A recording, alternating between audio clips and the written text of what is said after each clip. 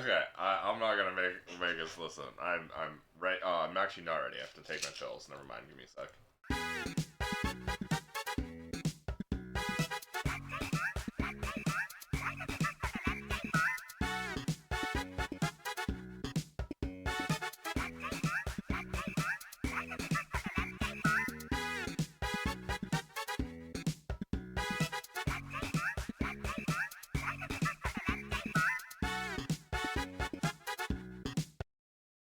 Okay, now I'm ready.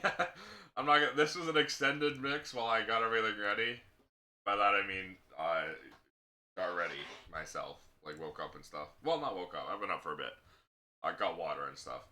Bo, thank you for the week stop. Oh my god. But yeah, I'm ready. So this is gonna be a lot less prepared than last year's. Last year I had a whole fucking list and notes and everything. This year I've just been so fucking absorbed by Vintage Story that I unfortunately haven't prepared all of that.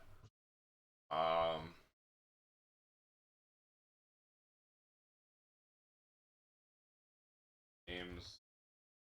Oh no, undo. Oh fuck it. Save. But yeah, I'm gonna undeafen in the call I have with a whole host of friends. Jesus, a lot of oomphy showed up today. Um, and we're gonna talk about what we played, what we liked, what we're excited for next year. We're gonna talk about games that I played for the first time this year, games that came out this year, and a whole lot more. We're gonna talk about games and how we like games. All right, I'm deafening now. Look up the Full Metal Alchemist compilation on YouTube. Yeah. And the only Full Metal Alchemist compilation on YouTube is like 4K upscaled, but it's just like still images. Why is Yeah. the only I why know. is the only Full Metal Alchemist compilation on YouTube 4K upscaled? Yeah. Also, hello, I'm back. Hi. Hi, welcome back. Hello. Full Metal Alchemist. Full Metal Crazy part is that in the episode with Nina, he laughs on the first one, like Full Metal Alchemist, and then it's like Full Metal Alchemist. Psychotic. Alright, what games came out this year? Dynasty Warriors. We need Full Metal Alchemist guy back. This is why Origins. anime has Right? declined. Pirate Exactly. Yakuza. It's because they're all on Blitz. streaming now, so they don't have Fiction. the commercial breaks for Yeah. someone to say Full Metal Yeah, they Alchemist. don't have those inserts anymore because there's no commercial breaks. Lame. What's a Yeah, it's a commercial? major L. Aeons of Blake Manor. World of Anime. A commercial is Morning Rescue. Alright, Cromulin VOD. Pulling on my VOD channel.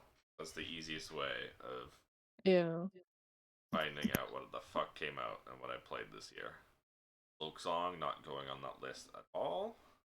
Monster Hunter Stories 2 going on the other one. I don't even Jeez, know I what's really about played a to lot of explain. fucking Monster Hunter, huh? Monster Hunter Stories, Monster Hunter Stories, Monster Hunter Stories, Monster Hunter GU, Summer. Monster Hunter Rise. Yeah. Yeah, you it did. really was a Monster Hunter summer. Oh, there's the stream of us playing Sudoku and Escape Simulator.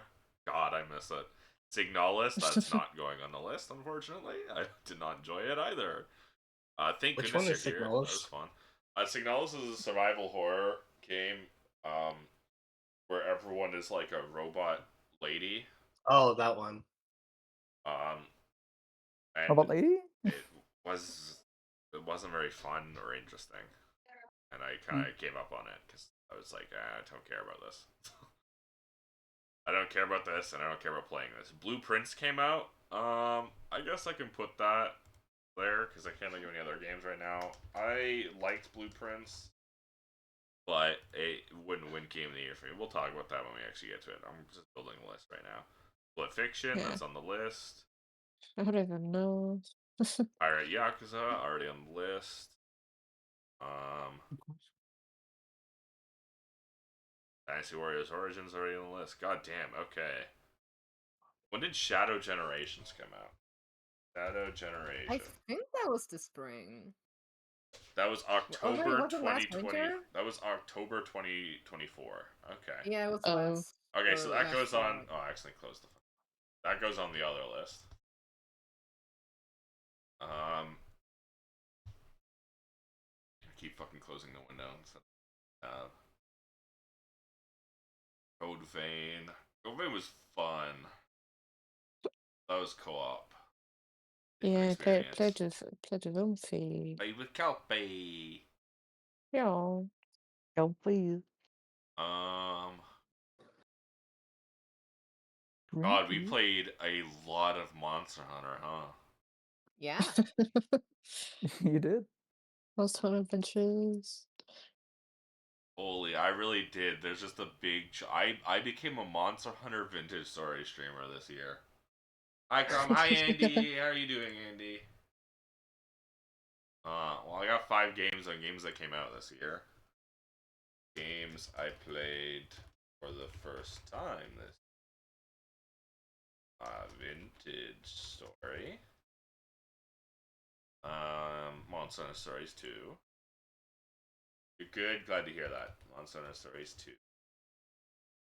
Tales of the Abyss. I did not play for the first time this year. Alright. Shadow Generations.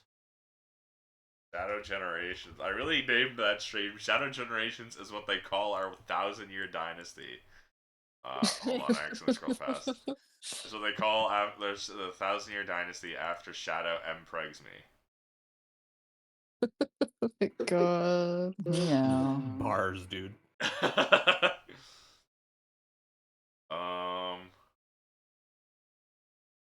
God, I can't wait for the Dynasty Warriors Origins DLC. I can't wait for the Dynasty Warriors Origins DLC. We'll talk about that later, though. Monster Hunter GU. Well, gee, you. So many times a monster hunter. I did not play a lot of games. I just played a lot of a couple games. Yeah. I mean, that's real, though. That's fair.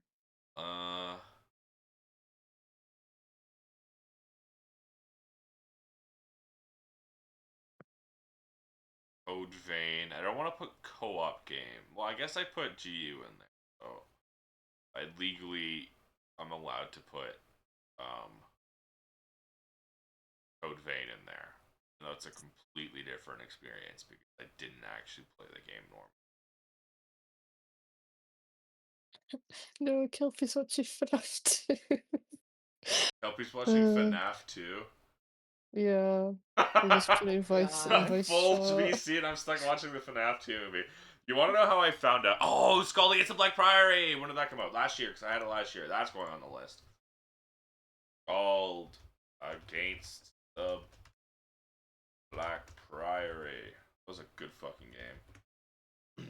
I didn't know there was a FNAF 2 until I was picking up my Gundams. Because I walked past the place I pick up the Gundams from is on like a line with a bunch of other, on a street with a bunch of other shops, and one of them was a Popeyes that was like the FNAF 2 box, the Freddy Faz box. I was like, what? There's another Freddy FNAF movie? Fazbear's. I knew they were making it, but I had no idea it was out until today. Yeah, When y'all so said until Kelby mentioned it. like it's the worst movie ever. I did not play enough of Angelina Era for it to go on this list, so it'll go on next year's. Which is sad because I really want to play more Angelina Era so bad. That's really good. Okay, I think Can't I've wait for got... Crom to announce FNAF 2 as his favorite movie of the year. And then I'm gonna bring up special mention.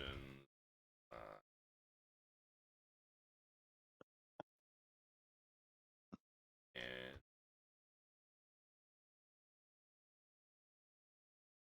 other games I want to talk about. Oh my god, Blow High? Oh, Oh he wants to kill yeah. me. No longer, oh my god. It's so cute, though. Did that monster just fart? I'm not the only one who heard that, right? Oh my god, I am. Or like the dying sound, like. I really played Tales of Symphonia and Tales of the Abyss. I really gotta, I guess I have to legally play Vesperia now to get all 3 of them, right? I Yes. own Vesperia, so I should just play it. I never finished it. I finished it a couple times, and I got the PC re-release. I didn't finish that one, but I could replay that one. I was Mhm. up there, blah blah blah, title waving. Yeah. I was Oh, out there for I some was reason out there when I into was the in my mines. deranged Tales of era. I imported the Japanese You PS did re-release because I do just that. really wanted to play more Tales games. I did not do Even that. though, even though like Vesperia, I don't hate Vesperia, but it's definitely like not my favorite. I enjoyed playing it the most, but it's not the best. It's not Abyss. Like I enjoyed the combat of it the most I think I Mhm. actually might back of then. Symphonia, Abyss, and Vesperia, which are kind of similar gameplay wise. I think I like playing Vesperia the least That's because fair. it has Abyss's like super slow unlocking abilities problems, except you have to do it with like Each weapon weapon, grinding and yeah, shit. that's fair. Um, Oh my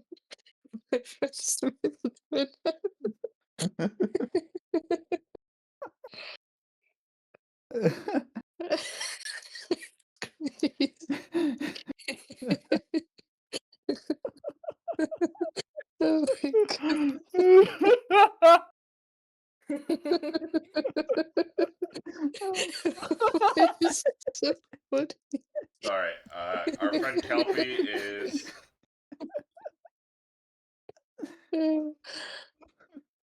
Our friend Kelpie is watching the FNAF 2 movie, and real dialogue is apparently, "Where are my friends? Maybe they're in heaven."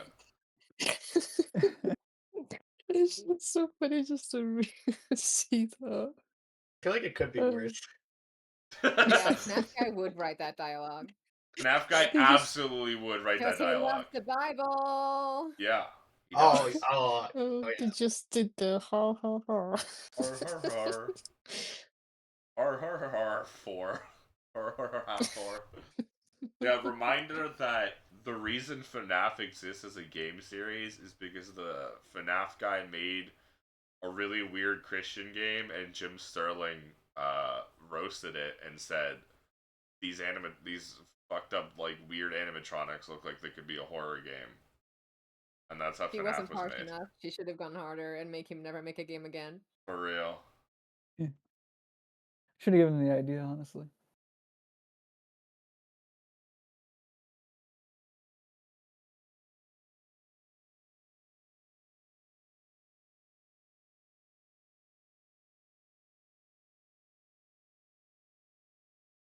I can't get over the fart noise. I just looked at it again. I'm laughing again. The extreme I am playing Atelier Rorana and sharing it with the voice chat. And when enemies die, it goes. Yeah. Also, yeah. I is playing It's Atelier crazy. and sharing with the voice. I'm not listening. I'm not watching it though. That's why you're not hearing it on stream. All right. Okay. I think I've got the list ready, Yeah. so we can start talking about video games. Fine. Anyone want to start, or should Video I start? games. You can Digimon start. was fun. All right. So this year I played a lot of Monster Hunter. This is my book report. Over the year, I played Yay! a lot of Monster Hunter. So I played Yippee. a obscene amount of Monster Hunter this year. I like literally looking through my VODs. There is so much fucking Monhun. I really did not play a lot of video games. I just played a lot of a couple. So that's my bad. Uh, oh my god, Eto yeah, boy. yeah. There was just because there was just like a couple of months where I just didn't stream except for Monsty Sundays, Yeah. and then I like fucking regained the desire and like forced myself to go back to streaming because I do enjoy it, but sometimes I'm just like I don't want to play games except for like Yeah. brainless shit that I don't like streaming. And then I started playing Tales of the Abyss again, and then I started playing Blueprints, and then I gave up on Blueprints I beat Blueprints, and then I didn't want to continue playing it because I'll talk about Blueprints later. And then it was back to Rise, Vintage Story, and then the Vintage Story server started. And then I was playing a lot of Vintage Story, and Rise, Vintage Story, Rise, Vintage Story, Rise. British game. We'll talk about British game later, but that happened. Yeah, Rise, British Vintage Story, Rise, game. Vintage Story, Rise, Vintage Story, Rise. And then I played Signalis and didn't like Signalis and stopped playing video games again and started playing Monster Hunter Generations Ultimate instead. Damn, it's not bad, huh? Well, yeah, because sometimes I'll play a game and I just didn't enjoy the stream of it, and I'll be like, I can't stream video games anymore. But I want to play all these games on stream, so I don't play video games, and I just get depressed for a week. And so And that's when I just start playing games like Monster Hunter Generations Ultimate instead of streaming it. I just play it on my off time. But then we get to GU and more Monster Hunter and more Code Vein. More Code Vein. I went wild on Code Vein, apparently. I let myself be crazy, right? Is it any good? It was fun. I played it co-op with Kelpie, so I do not know the experience of playing it normally. But it was fun.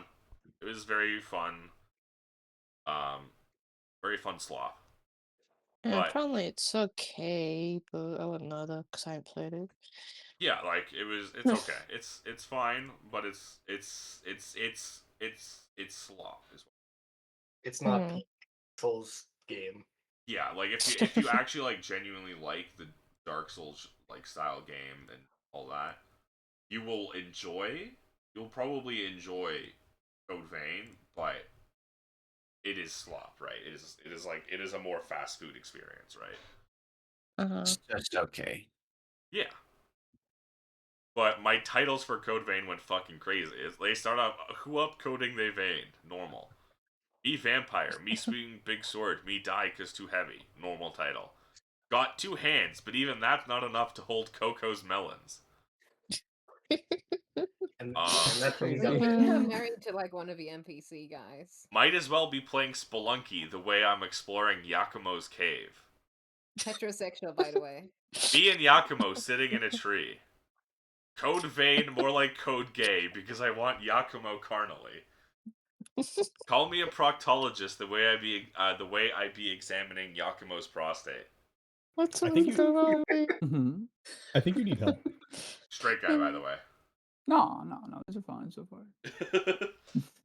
This was also when I started having PC issues the most, because I see a bunch of like, well, I guess the Code Vein streams are yeah. always shorter because I was playing later in the evening with Kelpie. I do remember you had some crashes during it, yeah. But yeah, this is when my PC started crashing. That's why I had some like really short streams around this time. This would have also been around the 29-hour stream. Oh yeah. I like the stream I titled I Hate Silverwind Nargacuga, I Hate Silverwind Nargacuga, I Hate Silverwind Nargacuga. Fuck Silverwind Nargacuga, dude. Kiana, remember when we did the fucking the Soul Seer Mizutsune one and we both crashed out so hard? Yes. Fuck that fight. Fuck I that fucking hate monster. Silverwind. I hate Silver. Like we like the Soul Seer Mizutsune fights were like, this shit easy. This is fun. We were kicking its ass. Like, yeah. And then we got to that one and we were like, oh fuck. I forgot. Like, I'm like, oh god, I forgot about how miserable this one was. This one made me fucking crash out so hard. And then we did it again, yeah. But we did it. We got it. We killed it. Ugh. And then yeah, there's my 29-hour stream, which I actually uploaded much later than it actually happened. It happened in August, and I uploaded it in September. If my PC crashes, I cry. Yeah, this is when I was having PC crash issues, which have been mostly solved. I haven't tested some of the games that really crash it, like Baldur's Gate 3. Because Baldur's Gate 3 will probably still crash it because I had determined. Are you saying Silverwind Nargacuga got a Monster Hunter Rise out of you? It got a Monster Hunter Generations Ultimate out of me. It wasn't in Rise. But I determined it was a GPU overheating auto shutdown thing. Oh. So all I did was Mhm. up my GPU fans to constant instead of being dynamic. They're just constantly on. And that has helped most things. I haven't run into it again yet, but I also haven't played Baldur's Gate 3, which was the big thing that kept crashing me. Because that probably will still overheat my GPU. And also, it's 150 gigabytes, and I currently have 78 gigabytes free on my. Yeah, my I haven't played it SSD. since we finished, so. So yeah, I was playing with my sister. We were doing another co-op playthrough. Yeah. I do have like 80 gigs of VOD. I have 100 gigs of VODs still. Yeesh. How do I still only have? That would still mean I only have like 170 gigs for it. I have like 300. What have I got that's so large?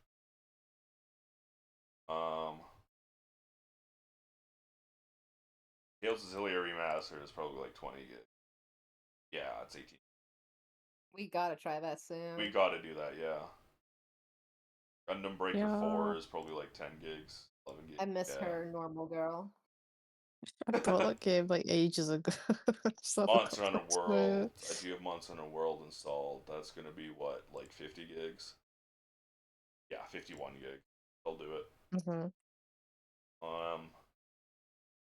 We will also, Kiana, we will get back to Monster Hunter World and where once I'm out of the vintage mines, we can go back to the Monster mine. You're fine. I just be playing other stuff. That's valid. But yeah, for the games that did come out this year, and I did play this year, I'm gonna start from the top of the list. I was. This is similar to my Code Vein titles. Me scrolling down, seeing I want Guan Yu carnally. Which, to be fair, I still do. And I know it's not going to happen because the Dynasty Warriors Origins DLC is just going to be what if tales for the what if stories for the other factions. Firefox, odds. Here, I'm gonna pull this shit up. Oh, it's hidden right. Unhide. Transition. Here we go. Dynasty Warriors Origins. This game was so good. It was such a good, like, refreshing Dynasty Warriors game. Mhm. The Dynasty Warriors formula, very, like, overdone at this point, right? Not overdone, but like, they made a lot of games and it was the same game over and over and over and over again. So it was like a really refreshing return to just like it was a refreshing take by like they trimmed the shit out of it. You're only playing as one guy instead of having 90 different characters you can play with 90 weapons with identical movesets and all that shit. They really just trimmed it down. They refocused it a lot. It was fun as hell to play. It was fun seeing it like focus on the story more and the narrative. It was a good like retelling. Like they really their yellow turbans in the previous games were just, you know, comical bad guys. And in this game they really put in a lot of work in Dong Zhao and made it a far more realistic and like understandable and like more humanized version. Because he's you know, he's just a misguided idealist. You know, started a revolution against the corrupt and failing government and monarchy. And then it kind of the rebellion kind of grew really large and uncontrolled, and you know that's how it fell apart. And I'm really excited to do his story in the DLC. but everyone was really fucking horny for the main character. This was really just playing a yaoi game, which made it so much more epic. There were each faction had 9 characters, I think. 3 of them were semi-playable companion characters, and each faction had 1 woman. But every character loved your self-insert. So all the women wanted you, but all the men wanted you. My kissing stream. One of the women was Zhuge Liang's wife, and the way they interact, the way the both of them interacted with you, they came off as swingers, dude. It was like, oh, they want me for a threesome. This shit's kind of weird. No, that's based. But like, not in a weird way. It was in a based way. Because it was fun. I want this game. They have to realize that a massive portion of people who care about the 3 kingdoms care about it because it's old man yaoi. Oh. And they have to double down and let me fuck Guan Yu. Let me fuck Guan Yu. Let's see if we can get, like... There's Zhang Fei. Dynasty Warriors dating girl. There he is. Look at my husband. Look at this man. Yeah, my blazer. There we go. Look at this man. In, like, in the prologue, when you first meet him, dude's like, let me carve your name into my memories, or whatever. Your voice, Hey, whatever. yo. You didn't meet him right at the start of the game? Like, very early on, he talks about, like, wanting to remember you in a very homoerotic way. He wanted me, and I wanted him. Dong Zhou has also got a new story, which is what I'm kind of interested too, because how are they going to give Dong Zhou his own story that's separate from Liu Bu, right? That's what I'm curious for. And then, of course, I want to do Liu Bu's story and fuck Liu Bu. I'm really excited for their turn of Nameless Twink, which is what I named my character, by the way. Nameless Twink. He was Nameless Twink. Yeah. Cao Cao. This was a very, like, good and, like, centered take on everyone. It was a mild take on everyone. No one was, like, a mustache-twirling villain.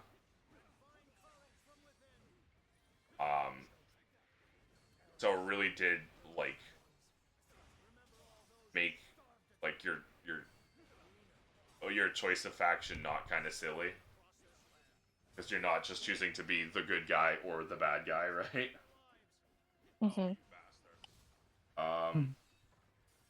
He wasn't as fun of a Cao Cao as Redcliffe Cao Cao, though. Because after I played this game, Yeah. me and Maya got, like, mildly 3 Kingdoms pilled. I played off stream. I played a bunch of Romance of the Kingdom 13. So I became, you know, the Emperor of China many times. And we also watched the movie Redcliffe, which was a Redcliffe. It was John Woo. Okay, it was a John Woo, like, epic war based off the Battle of Redcliffe, which is where Dynasty Warriors Origin ended. And it was very, very fun. And Cao Cao was a very funny mustache-twirling villain who just He really... was so good. He really wanted Zhou Yu's wife. That was his entire, like, motive, but he was very funny and fun about it. It was good. Just really good, like, dastardly villain. Yeah. That was a good movie. It was so good. The Nasty Warriors. Pay $10 for actually getting a character select. Oh, this game was so good, dude. Just the massive, like, 1v1000s. The amount of actual times I killed 1,000 dudes and became a true warrior of the 3 kingdoms.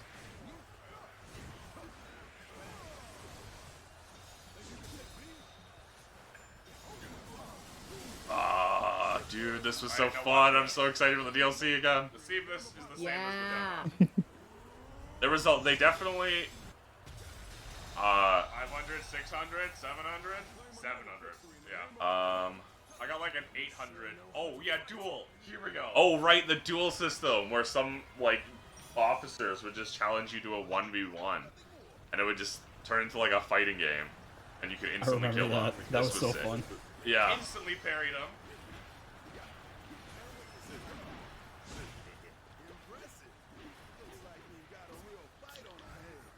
And you just have this, like, health bar at the top.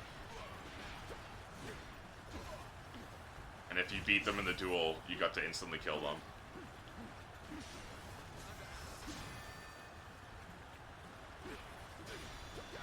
And dead.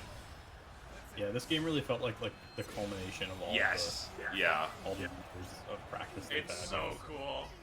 It was kind of like...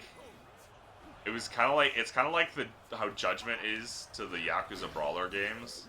Right. Of, like, the culmination of, like, all of their... like, all the years of experience at making action brawlers.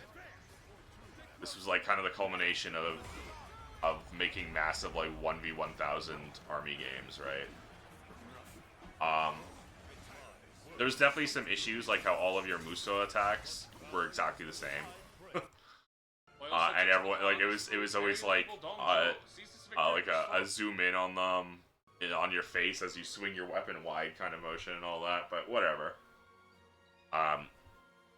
This was the kind of game where it was kind of like a ride or die game where they had to, like, put all their effort into making, like, the story and all of that, and the actual trim down the fat and a lot of the gameplay to hopefully it was a success, or else the series might die. Because no one really cares about Warriors games anymore. They were getting very stale. And now all they do is make Nintendo Warriors games. Because Nintendo's the only one who gives them money. Mm. Omega Force. Come back. I missed it so bad. Why are they doing... I keep forgetting. Why are Yeah, they doing yeah. the Pokemon Animal Crossing game? Oh, that was weird. Why are you getting Omega Force to do that? They're not known for that genre. They're known for making Warriors games. It's crazy. There might be a section where you had to cut down hordes of Pokemon. You don't know. Maybe. I definitely got really overpowered in the New Game Plus section. When I just had Lu Bu, because we gotta go help A and C. so after you beat the game, you unlock a bunch of challenges you can do. And one of them is to beat Lu Bu on, like, the hardest difficulty in the 2 fights that you have with him. And one of them gets you his lance, and it's a very powerful and broken weapon. And I just wielded that the entire time, his halberd. We're doing real well. And even though it was on the hardest difficulty, I shredded everything with that. And then,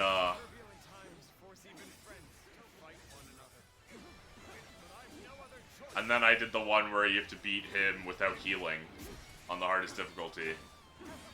And that's how you get red hair, and that took me hours. Before I could get him down. That was crazy.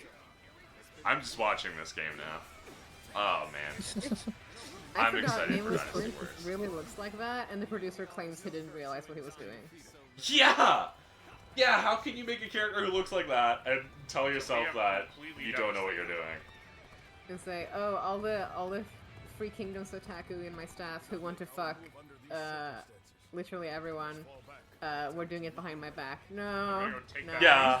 Yeah, that's what he said in, like, an interview that, like, he was surprised at, like, how the story writers went. He was like, he just kind of let them do whatever, and he was like, whoa, you guys went a little crazy with it, huh? We'll have to tone that back next time.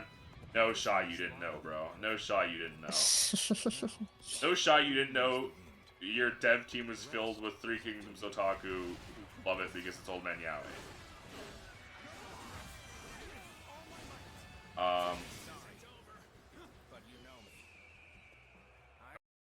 there is a DLC coming out for this game. I keep mentioning it because I am excited as hell for it. Oh, Tecmo Winter Sale. Coming soon. Origins, Visions of the Four Heroes. Love the screenshots that don't tell you shit.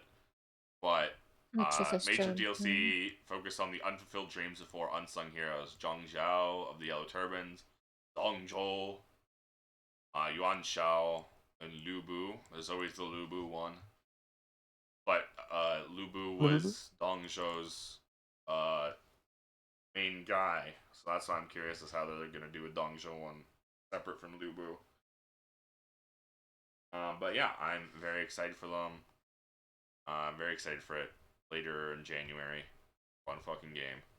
Oh, in January already? Hell yeah. Yeah, January 21st. A year after the game came out.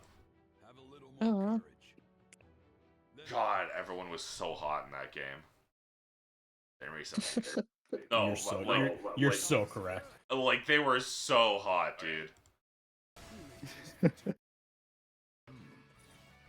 Fucking Sun Jian, ugh. Go to the Koei Tecmo one specifically. Getting the historical. Gallery. Oh, they don't even have Origins photos here. That's crazy. Oh, oops, stuff's wrong. Gone. Origin. Look at this dude. Absolute wood. Straight guy, by the way. Straight guy, by the way. Holy, this whole cast. Jury's still out on that, but Like,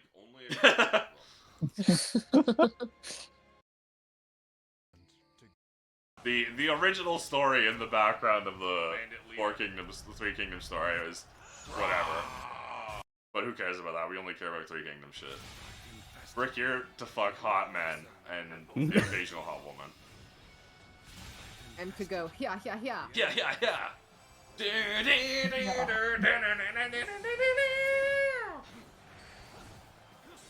What a good game.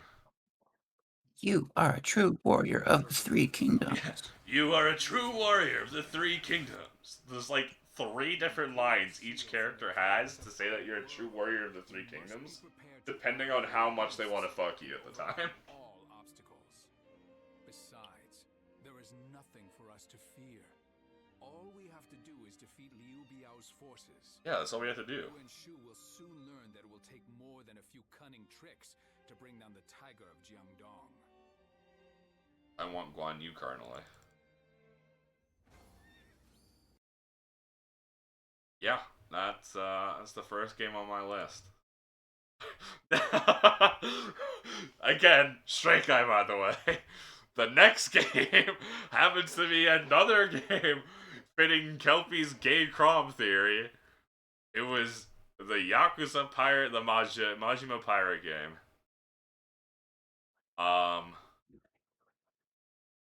I want it to fuck Gorami real bad.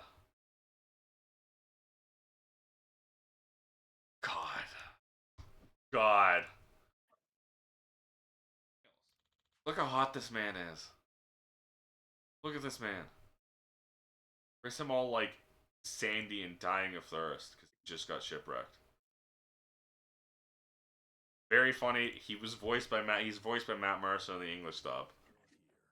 So I'm just thinking about my Twitter mutual who thirst posts over Matt Mercer constantly. I have an allergy to Matt Mercer because of my past with an ex-Tumblr mutual who was so fucking horny for Matthew Mercer. She'd post like screenshots from his D&D show where he's just like he's wearing his janky ass like dungeon master coat, and she'd be like, "I want him carnally."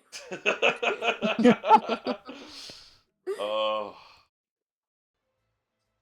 this was a fun fucking game too. Definitely had its issues, like the the sailing is fun, but also it's just kind of time consuming. Like every pirate game. Every game where you sail on a boat. Looking at you, Wind Waker. I didn't watch much of his game. I didn't see much of his ship stuff. This is true, like 2010s Yes. gaming. Yes. Yeah. This is so real. Yeah. It was so fun. It was so fun, so bland, but so fun because it was bland. The ship combat, like the ship stuff. The actual, typical Yakuza stuff was pretty typical Yakuza stuff. It was pretty fun.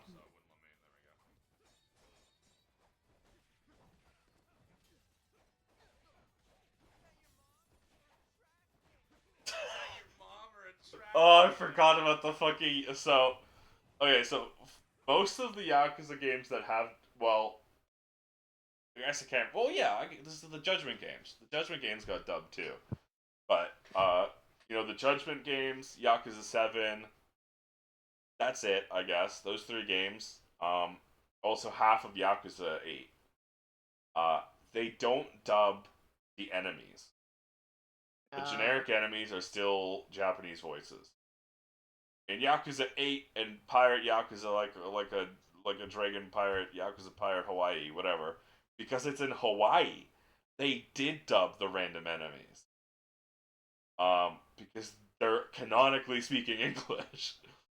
And I think they also speak English in the Japanese dub too. But because of that, the random enemies just have the fucking constant English sounds. Is that your mom or a trash can?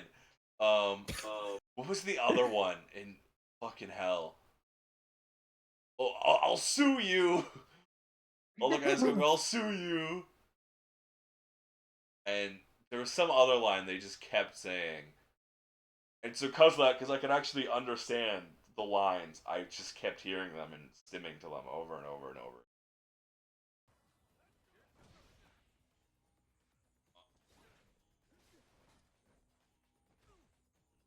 Probably me fishing for a heat move. That was weird. Hmm. I hit the wrong button. Fun. It reminded me a lot of Ishin, like a Dragon Ishin with the sword and gun combat. But yeah, it was really just a solid It was a very, very 2010s in parentheses positive game.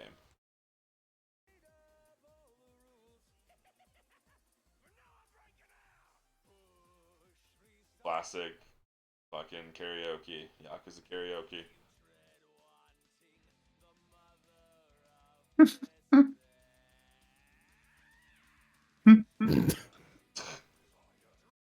Ugh.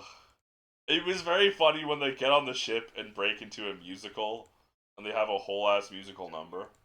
I forgot about that. I was there for that, definitely. Keith, I forgot about the bad guy Keith, who keeps showing up, and it's very funny because his name is fucking Keith.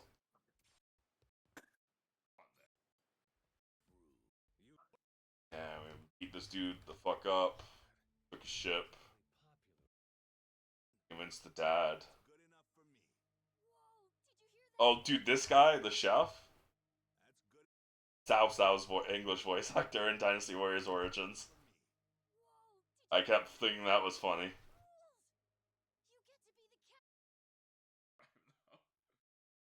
Oh, right. He's also one of the random NPCs in Wilds. That's But I funny. just barely figured that out the other day. Yeah, because the selfie with filters. I found the Goromi filter. One Piece?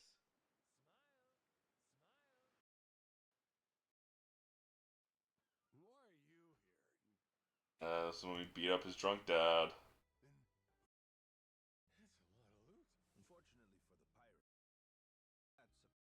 Come on, where's the music number? Yeah, but he just already. Okay, my bad.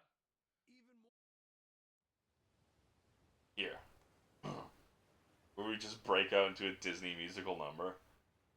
This was so epic.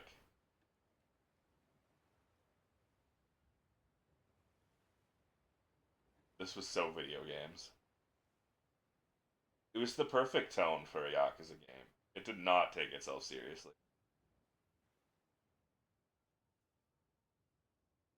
Fucking puts on his backwards baseball cap like an American.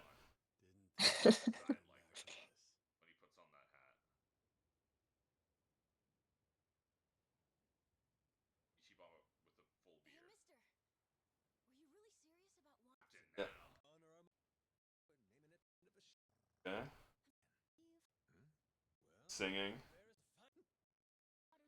There we go. Matthew Mercer. Matthew Mercer. And then also they ended the game. The credit sequence had a whole musical, silly little musical number as well. And it was like it very funny. Because it absolutely didn't take itself seriously. It had like people in like wheelchairs dancing.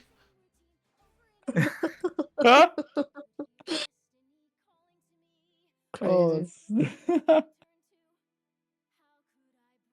That's glorious. This is so silly.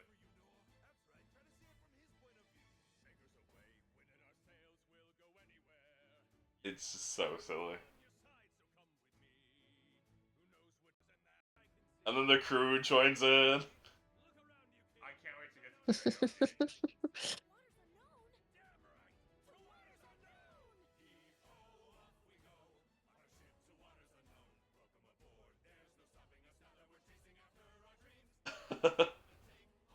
They're just. It's so fucking silly. This is video games. This is video games past me.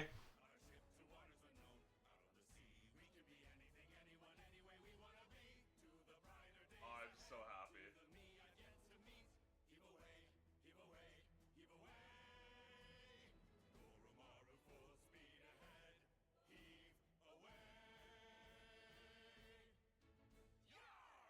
Yarr! And credits.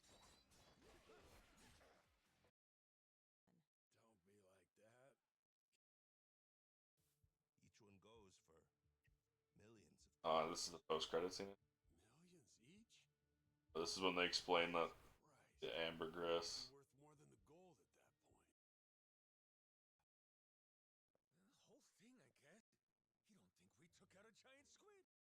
This is just Ichiban's here for some reason.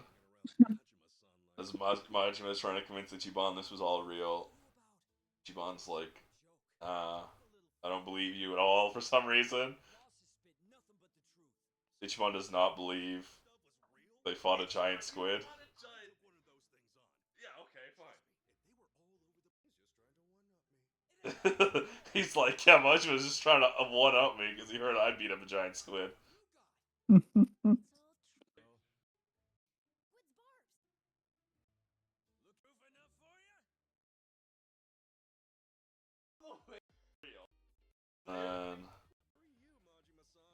And there's just like this like mid-credit scene where they're just being silly. And then here comes the musical number.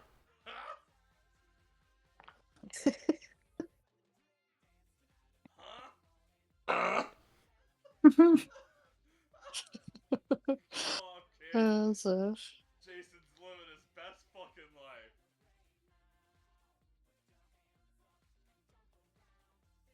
And the whole pirate crew.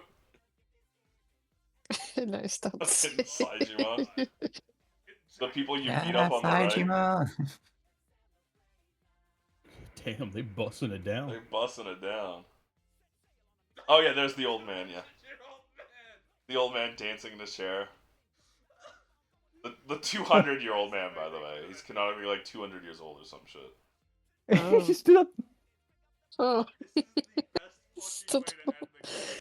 These are the villains that all died, by the way. All of these guys died. One of them got eaten by a shark. Ah. They boil. It brought them back. Yeah. That's how they There's fix the whale. dance. They ride it on a fucking. This feels like a YouTube poop. Oh my god. This feels like a Gmod shitpost. I'm saying in the mod, this feels like a Gmod shitpost. Oh god. So all the fish in Yakuza Hawaii are just gonna live forever now, yeah. So yeah, like it turns out the secret treasure, the secret to immortality was ambergris, whale vomit. It's actually not vomit, but Oh. it's a whale digestive thing that's used for perfumes, base for perfume. Or it used to be. I don't think they use it anymore. It'd be very difficult to get and much cheaper to simply to make synthetic version. But yeah, apparently drinking that in a tea makes you immortal. And as it's revealed in the post-credit scene, Majima went on this whole journey to find the secret to immortality to hopefully cure Kiryu's cancer. Because reminder, Kiryu has cancer, Uh-huh. and so he just did this all for his boyfriend. Yeah.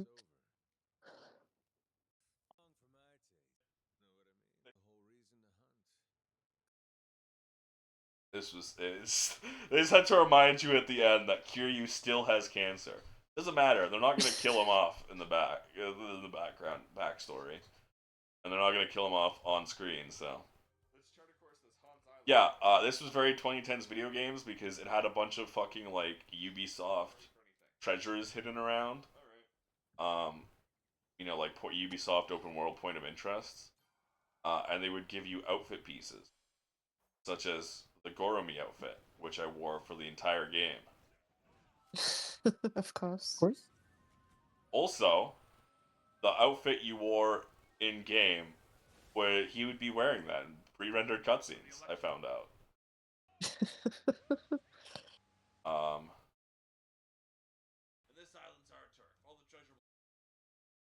unless like the game, or unless maybe not pre-rendered, but in cutscenes. Um,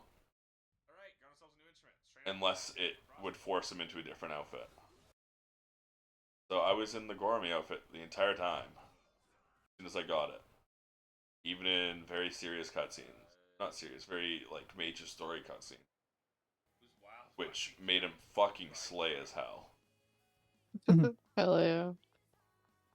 Oh right, I forgot they had the Persona 3 song in it, the one added in the remake. Hell yeah. When you get a backstab. So that was the song that played a lot in my playlist.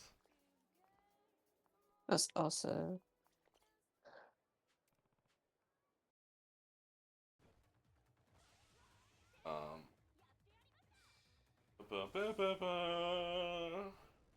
Disturbing the peace. Disturbing the peace, that's it.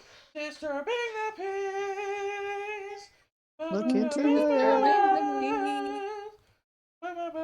your Which is really sad because that means you never hear baby baby baby baby baby ba da bum bum ba dum bum bum. Da da da da da da. Ooh yeah. Da da da da da da da da. Baby. Ba da dum dum da da.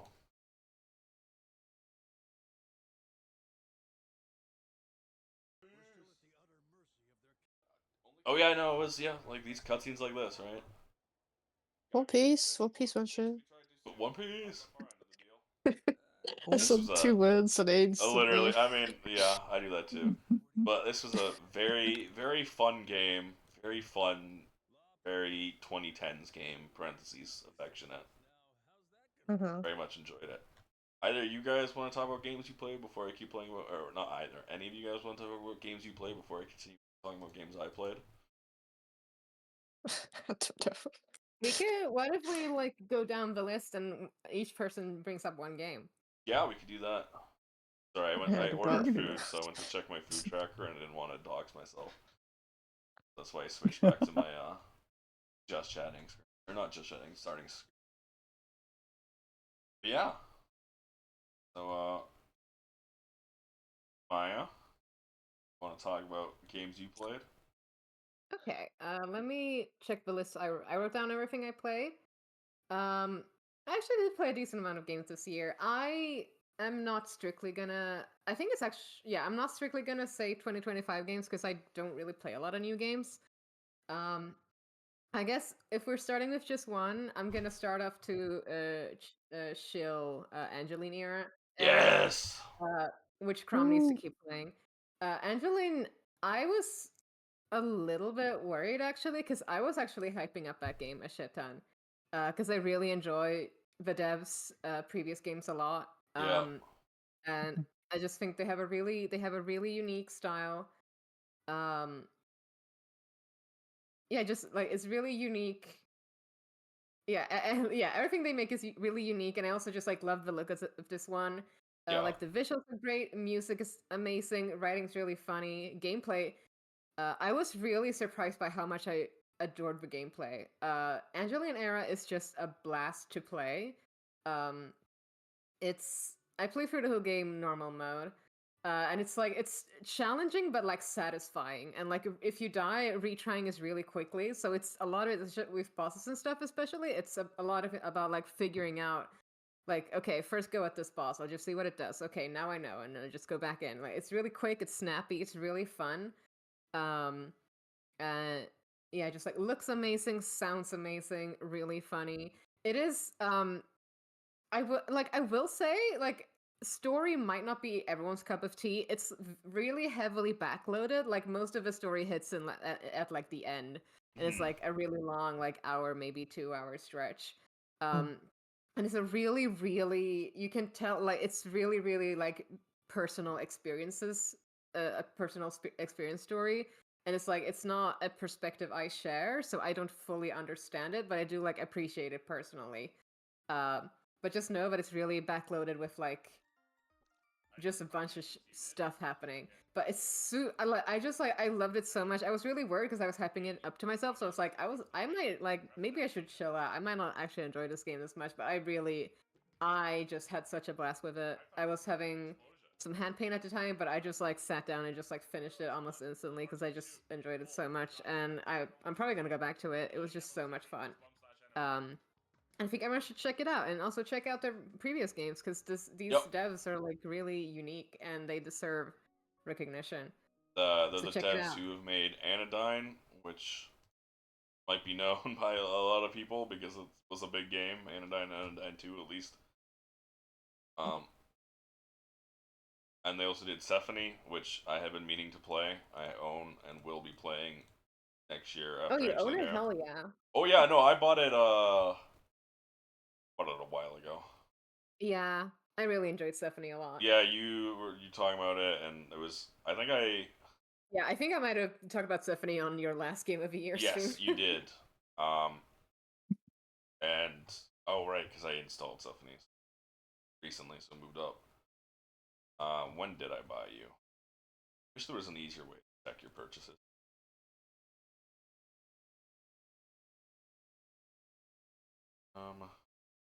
Purchases.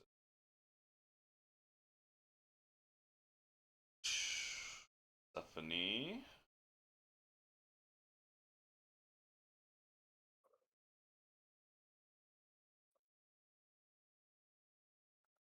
Just gorgeous. I love like Anodyne. The original Anodyne is like it's a good game. I love what these two devs do with 3D.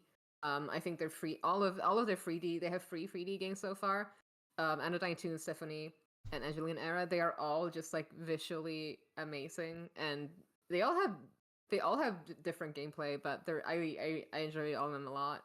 I bought it December 31st, so it probably would have been right after the beginning of the year. Era, absolutely. Angeline Era, 100% this team's like absolute best gameplay showing. It's just such an excellent game to play. I personally really like it. Symphony. Symphony is a slightly janky 3D platformer, but I liked it a lot.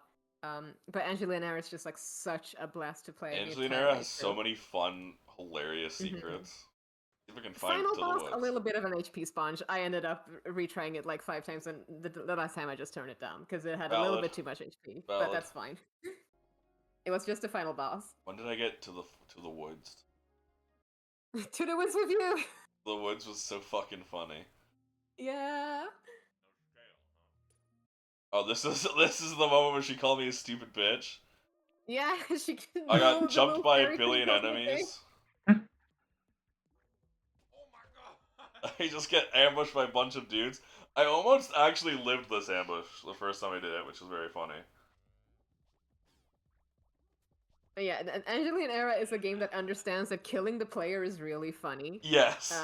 And the game is just riddled with so many funny ways for you to die that like it is really just like so funny. It's not even frustrating. It's just Yeah, like, ah, it got has a me. bunch of funny fuck you moments that don't even set you back that far, which is why they're funny, not frustrating. Yeah, and it's constantly checkpointing, and you never really like lose anything when you Yes. die. So such a fun game. I still gotta find out why she was drinking my blood.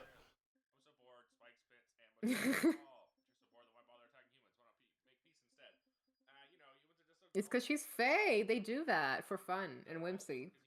Mhm.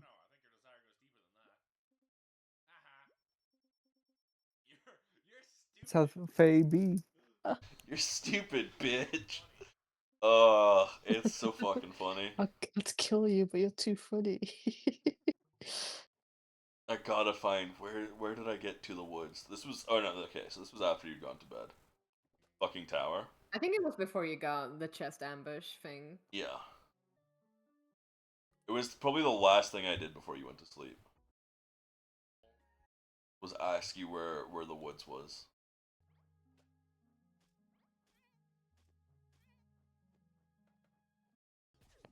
Oh my god. Stupid bitch. Oh no, you stuck around for bitch moment. Okay. Yeah.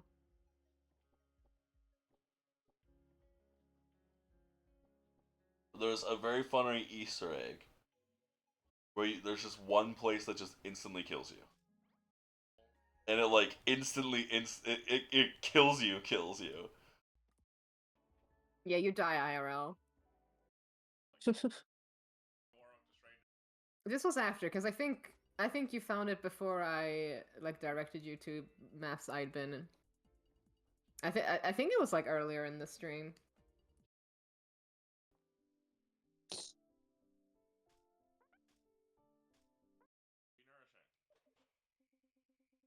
Green health. That's extra health. Oh shit. Only eat and get extra health once per life. You'll need to die before eating again. Okay. When I ate food for the first time. The village. I think I did this before the woods. I did this story section before you. Oh, maybe. And you're like, oh, you actually play more than me. And I was like, wait, but what about these other secrets? Oh, maybe, but yeah. I It's don't hard to remember when it remember. was. It was what? A month. Or it was 2 weeks. It was only 2 weeks ago. Yeah.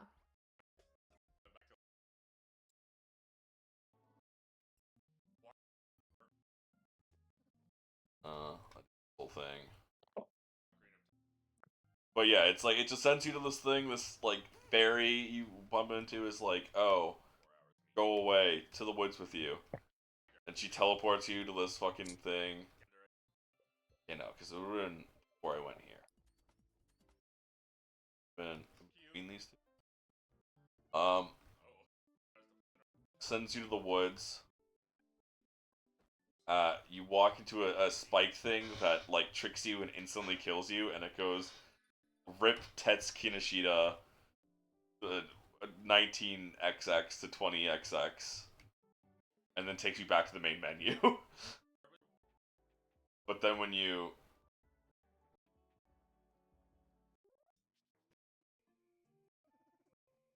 unlocked rock to get up there, I gamer jumped. Oh, this was the funny you Oh, solve this yeah. Zelda puzzle, and then it instantly kills you. That's your reward for solving the puzzle. As if. It literally plays the Zelda. Do-do-do-do-do-do.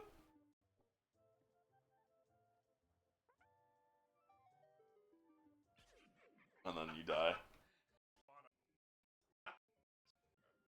And the chest there that it just instantly kill you.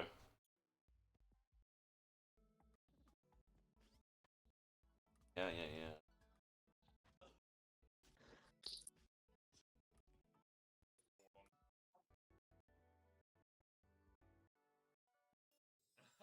I beat it. It's something about wanting to get to the woods again.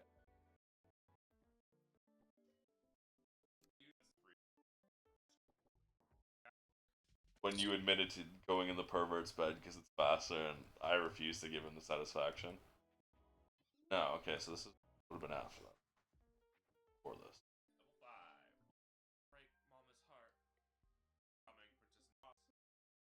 Maybe it was before this section, you're right.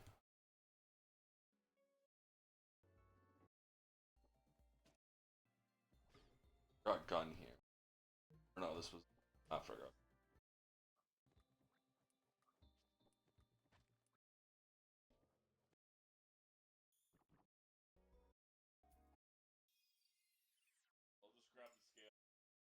Oh well. But yeah, a lot of very fun secrets in this game. A lot of very funny jokes. Never frustrating with the instant kills. Oh, there it is. You were mousing over it for a second. Because you were... Yeah, just go forward here a little bit. Because you were like, there are the trees. There they are. There, right here, right here. We found it.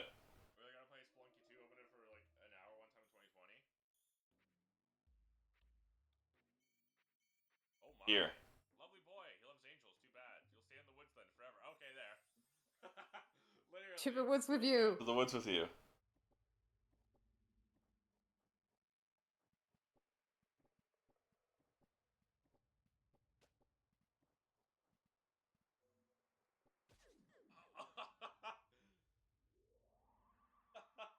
Zounds, at the last of his strength, crawls slowly to the edge of the woods. Sounds. Nearly enough until his consciousness fades. In loving memory, Tetsuya Kinoshita, 1920X, 1950X.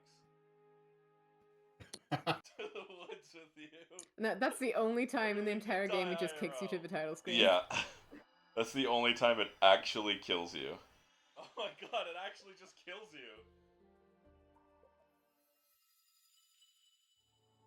And then it's gone. Oh, You load back in. disappears.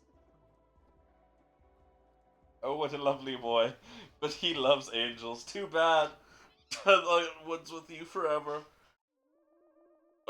It's filled with stuff like that. I'm really excited to play more of it.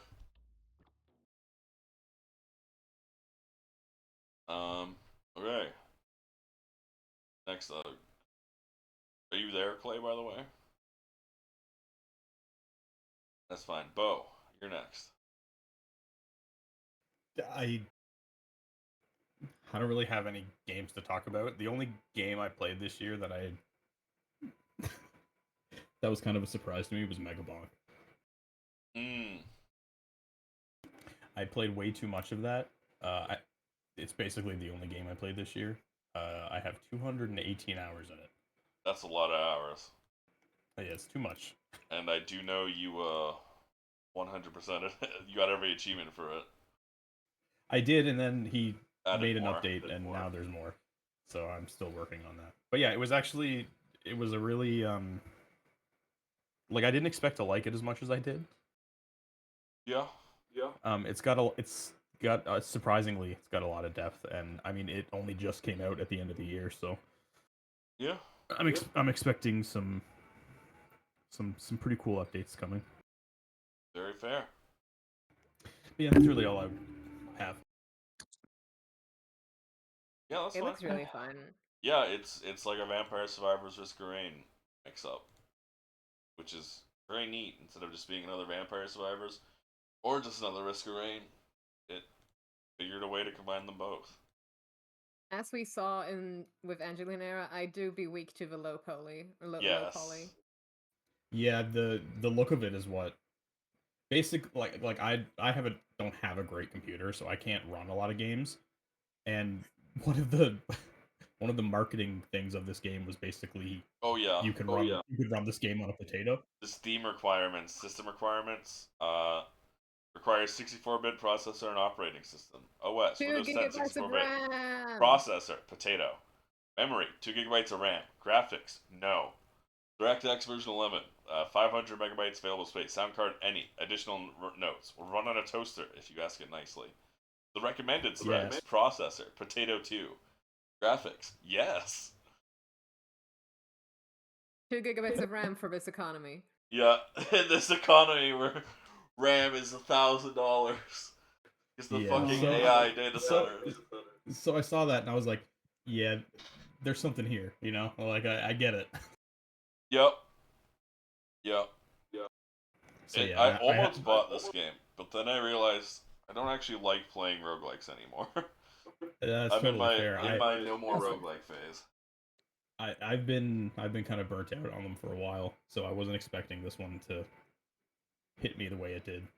But yeah, no, I had a lot of fun with it, and I do recommend it. Yeah. Yeah. All right, Teeny, you're next on the list. I didn't really play much.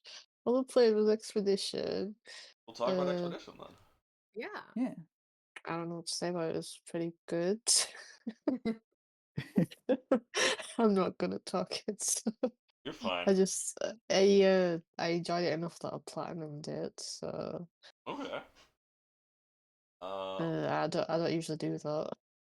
Yeah, that's fair. I also don't really platinum games anymore unless they really like a game, Yeah, I or it's a like really the easy. whole I like the whole like parrying thing. It actually forced me to actually play a bit better because usually I just press buttons and deal with it.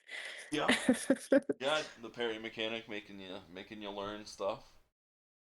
Yeah, I liked trying to do all the picto stuff and force big numbers and damage. Hell yes. Yep. I definitely know. I definitely saw a lot of people coming up with crazy dumb builds. That's Yeah, always I fun. think so. I think I remember on the super boss dude Simon, whatever his name was. I think my highest damage was about 85 mil. That's a big I number. don't think. Yeah, That's a big it's fucking really number. yeah. So you can get like really big like numbers for that. Yeah, So that was I cool. do know the guy I watched play through it. He found a build early on where it was like a solo build, so he was just Mael the entire game through, Yeah, yeah. and she She's just like, destroyed everything with a solo build. yeah, just get her like look start max, so she's pretty much like sells everything. It's crazy. And Maya, you did send me that clip ages ago of Oh yeah, speedrunner I follow who played it, who yeah, found like a self-destruct build where yes, like Oh uh yeah, skill yeah, to instantly die and skill to explode on death and do a billion damage, and just like every single random encounter was over instantly. yeah, yeah. That's one of them. Yeah, it's crazy. and that's always Yeah, fun. Good. It's good when games let you do crazy shit, some shit like yeah. But that. that was that was the only current game I played. And I've been playing Dragon Quest 11. I ain't finished that yet, but Okay, that came out like a long time ago. that's fair. So You're allowed to talk about any games you want that you've been playing this year. yeah, I mean, I finished the main game. It's just I've still got to do the post game Post game, stuff. yeah. Yeah, because that's like the bit of a controversial bit where it everyone's opinions are mixed on it. Where it's like, well, it kind of just defeats the purpose of the rest of the game, but I still have to go through it. For But Dragon Quest 11. yeah, because obviously I can't spoil it if there's like I don't know who's played it or whatever, but there's like a big like thing that happens in the main game, and then as soon as you get the credits, and like there's a bit after where it's kind of like, oh, we go back in time, we fix things.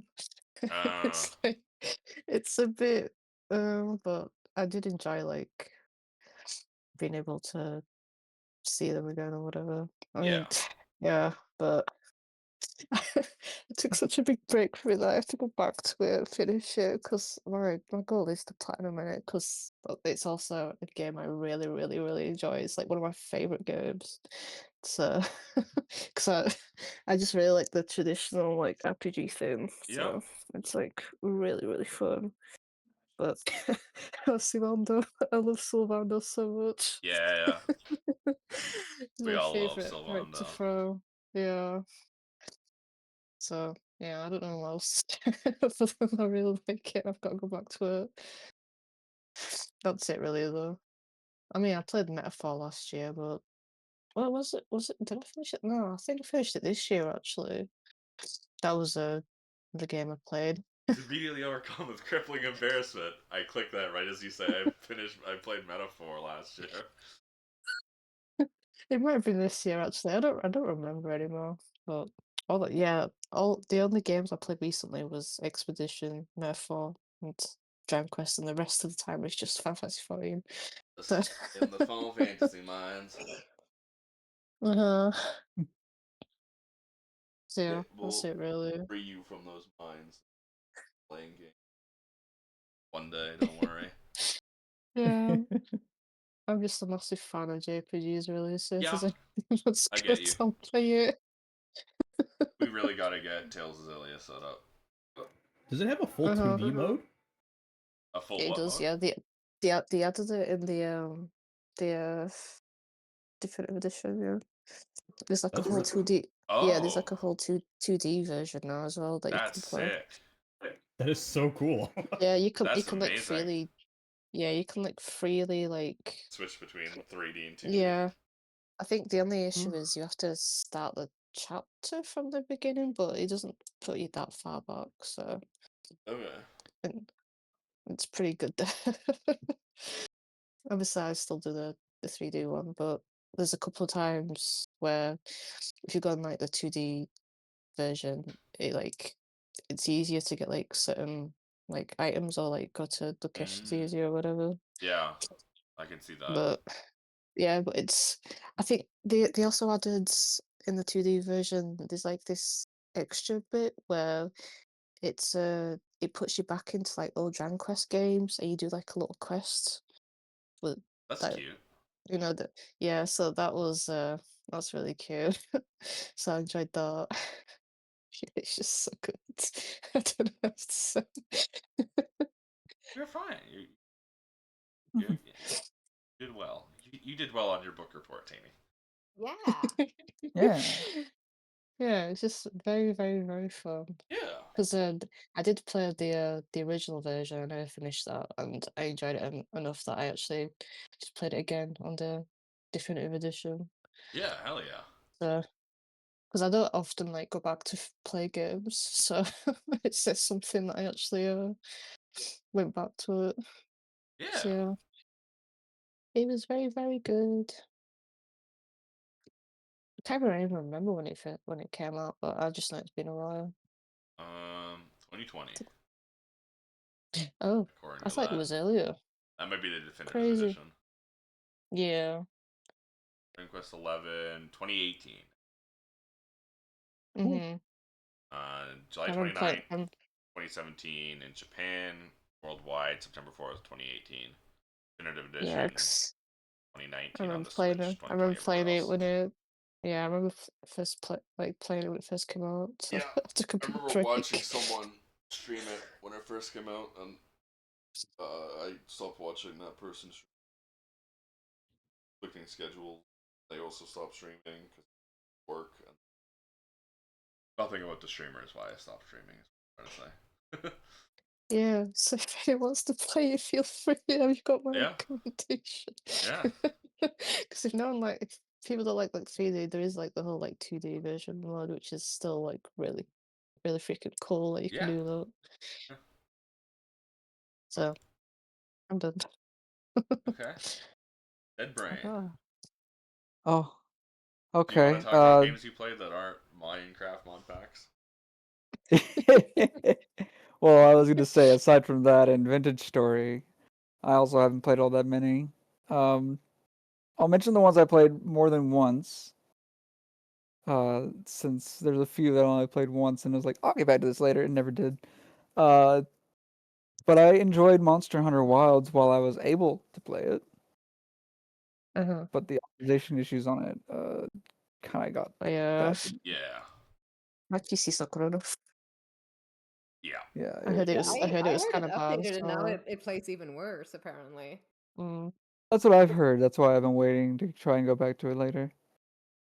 But I did enjoy it, even though it is like noticeably a lot easier. Because I've also played World with my friend Shoot, and had a harder time with that.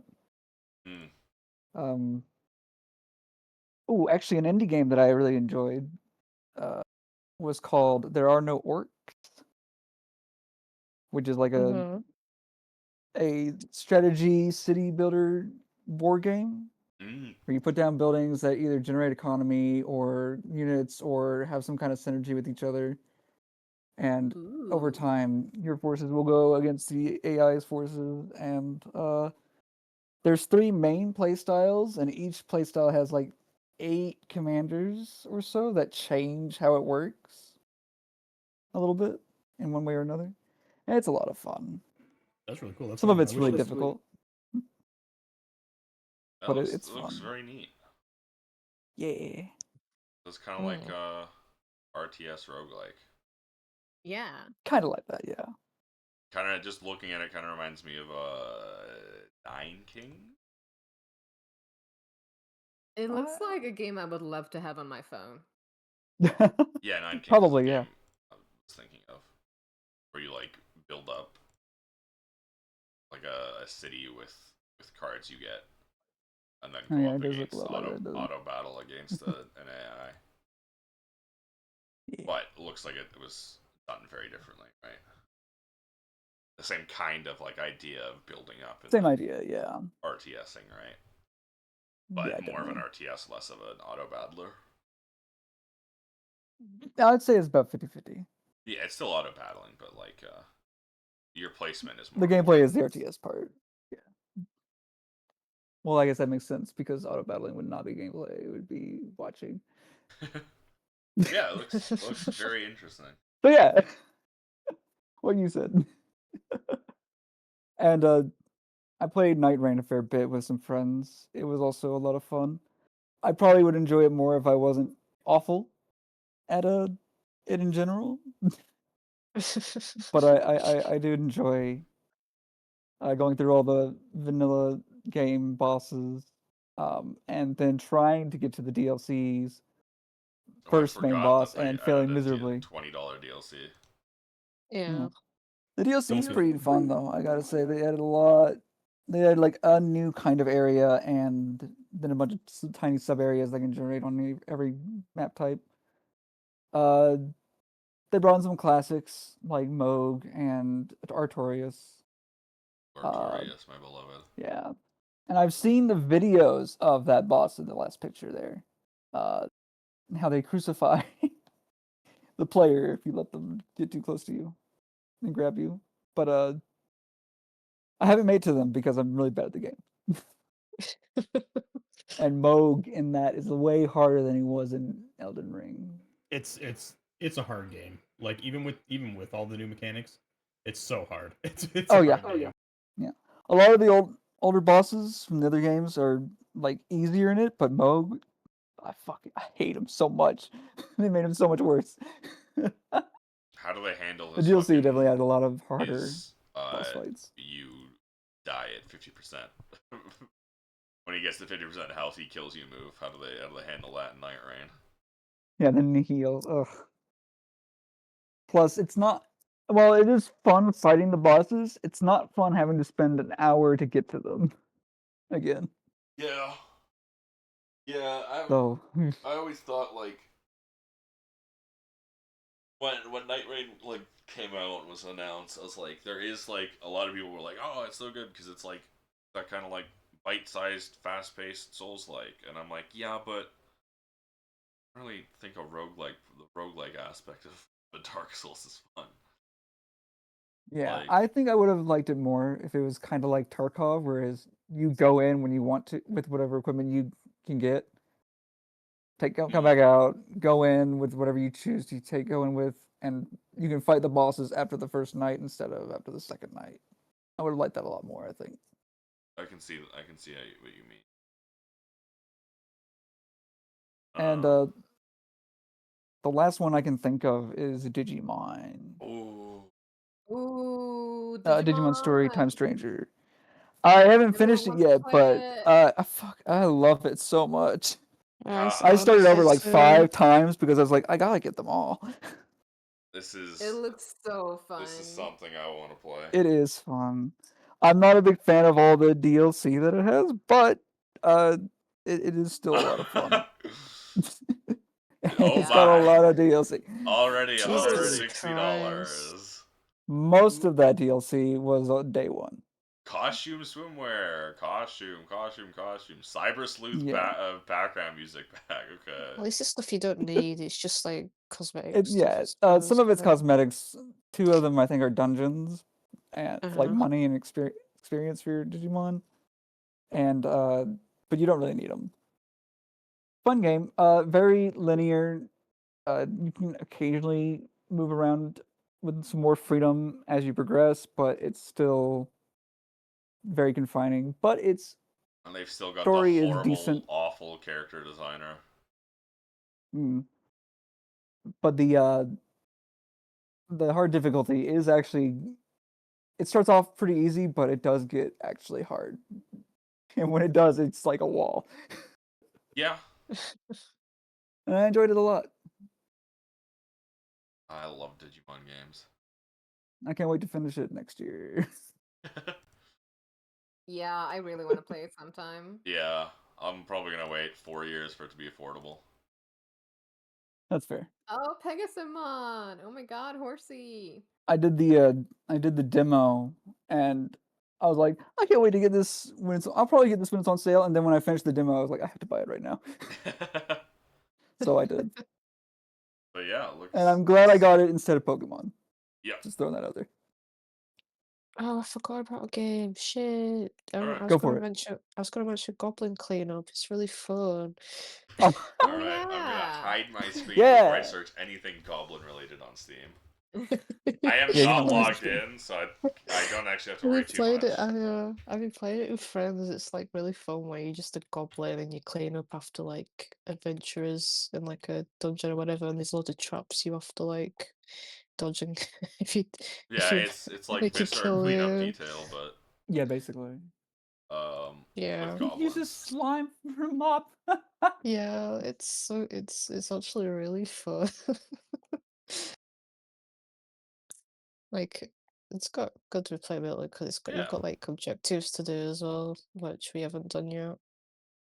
But it's just I completely forgot to mention, but it's just Four really good. players. Man, remember when games used to be more than 4-player max co-op? Yeah, Yeah. yeah, it's a lot of fun. So I just thought I mentioned it. Yeah. But it's nice to play and like chill a bit with. Yep. So nice cleaning Oh, game. I just like the premise of you being a goblin cleanup after After adventurers adventures have and slaughtered their stuff. way through a dungeon. It's literally Yeah, that's really cool. Viscera cleanup details, like Yeah, yeah. premise is that you're cleaning up after like FPS levels after someone has gone through an FPS level. That's why there's always like bullet casings everywhere. Yeah, and like use a mimic like chest to like pick up like body parts and stuff. So that's cool. I like that. Like using a mimic, using slimes to clean up like Yeah. spillages. It's really cool. So I liked it. Yeah. That's the other one I forgot about. I just thought in case anyone's interested to play it. No, It's really good. Yeah. Steve's telling me two of the games I played are almost exactly like it. Phasmophobia and Raft. Okay. I'm not sure how accurate that is. I don't think so. It's just that it's not a complete game yet, but so far so good. That's good. Yeah. So, alright. Move on. You stabbed this My spot phone. with a No, tripod. no, it's fine. Yana, your turn. Hi. Hi. I really like Unbeatable. Oh It hell yeah! is Oh. definitely my game of the year. Been I don't know how many years that like since I first saw it on like the Kickstarter and early beta, and back then I didn't really know anything about what it was going to be about in the first place, but full release, the story is really good. I like it. Yeah, I like rhythm games. I might save that. I like the art style a lot. The story is really good on like self-worth, self-improvement, and processing grief, which is really nice. They also have arcade mode for just playing songs like a regular rhythm game. I'm really bad at that. Uh, there's a whole bunch of visual options to get rid of effects for hurting eyes if that's needed. That's always nice. Tons of songs, lots of really good songs, and you can make really cool titles and signatures on your profile. So I have trans rights and ACAB on mine. Yay! Hello. Yeah. You showed me those. You showed me one of them. Or both. I don't remember. I don't have memory anymore. Got too expensive. And not sure how else to describe it other than it's just a really good game and I would recommend it a lot. Yeah. And then beyond that, it was just this year that I started playing Monster Hunter at all. So Monsties is Monsties, yay! Really? Just Oh wow, this year? really? I didn't know that. Oh, Oh. Yeah, I just barely started with World like in January. That's crazy. And then I was watching you all play Play Rise, Rise. which I got, and then I did Wilds after that, and then I did Geo after that. Ooh. Rise was so good. I do gotta be right back. So if anyone else wants to talk about something else, go for it. Tom has to Monster Hunter rise out of his chair. For God's sake. I like the puns that we will play. Really funny. I got Rise when it came out, and I still haven't touched it. I need to. Oh my god, no. I mean, I don't personally play Monster Hunter, but it's very fun with other people. No, definitely, yeah. I think my friend, I know that my friend Shoot was playing World with me for the first time. They ever like as their first time, and while they enjoyed it, they enjoy Soulsborne games way more. So they've just been doing randomizers of Elden Ring and Dark Souls 3 and stuff. Yeah. And we never, I don't think we ever got even to the halfway point of World. We stopped. I mean, I haven't really played much of it myself, to be honest. But I do have it. Yeah, my It's a lot first of fun. real Monster Hunter game was this year too. I mean, I played World when it first came out for a couple hours maybe, but Wilds was the first game that I actually got into and enjoyed. Yeah. That's fair. World was my first one, and it took me a while to get used to the controls and mechanics. It seemed a lot more overwhelming than it actually was.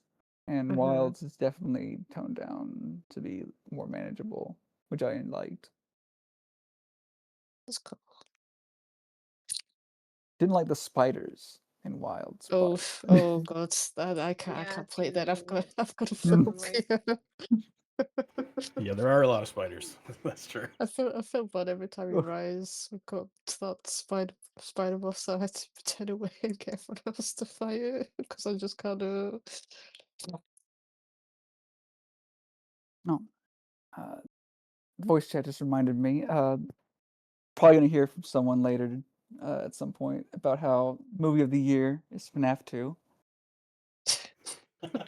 We're noting that. Uh-huh.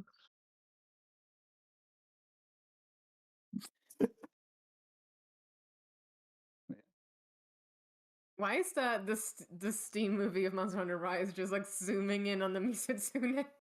I don't know. Oh, call that It's my very Look at strange. prominent gift. Misetsune. Oh no. Look at Nagakuga. Oh, okay. I That one did see doesn't on have the a gif trailer of it it. was like improved textures. So I guess we saved out the textures in higher res from the Switch version. I Sorry. can't remember the name of the monster I actually struggled with. I am returned. God. Not to interrupt We're you. talking about Monster Hi, Hunter. Return. We love Monster Hunter. Yeah. We were also talking about how the video zoomed in on. Yeah, I did. I was Mizutsuno. putting my sandwich together when I heard you talk about the Mizutsuno. And Oh, yeah. I looked up, I saw it zooming on the Mizutsuno, and knew exactly what we were all thinking, and laughed hysterically.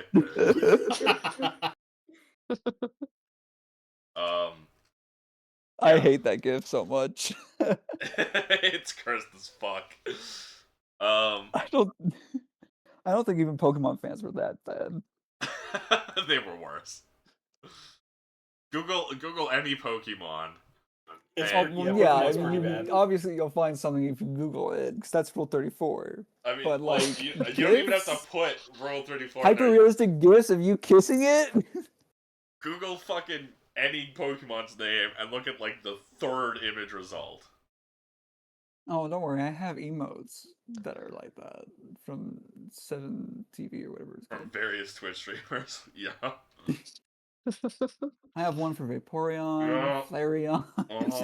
Oh, not Vaporeon. I only got them because I thought they were funny, though, in my defense. No, it's okay, I believe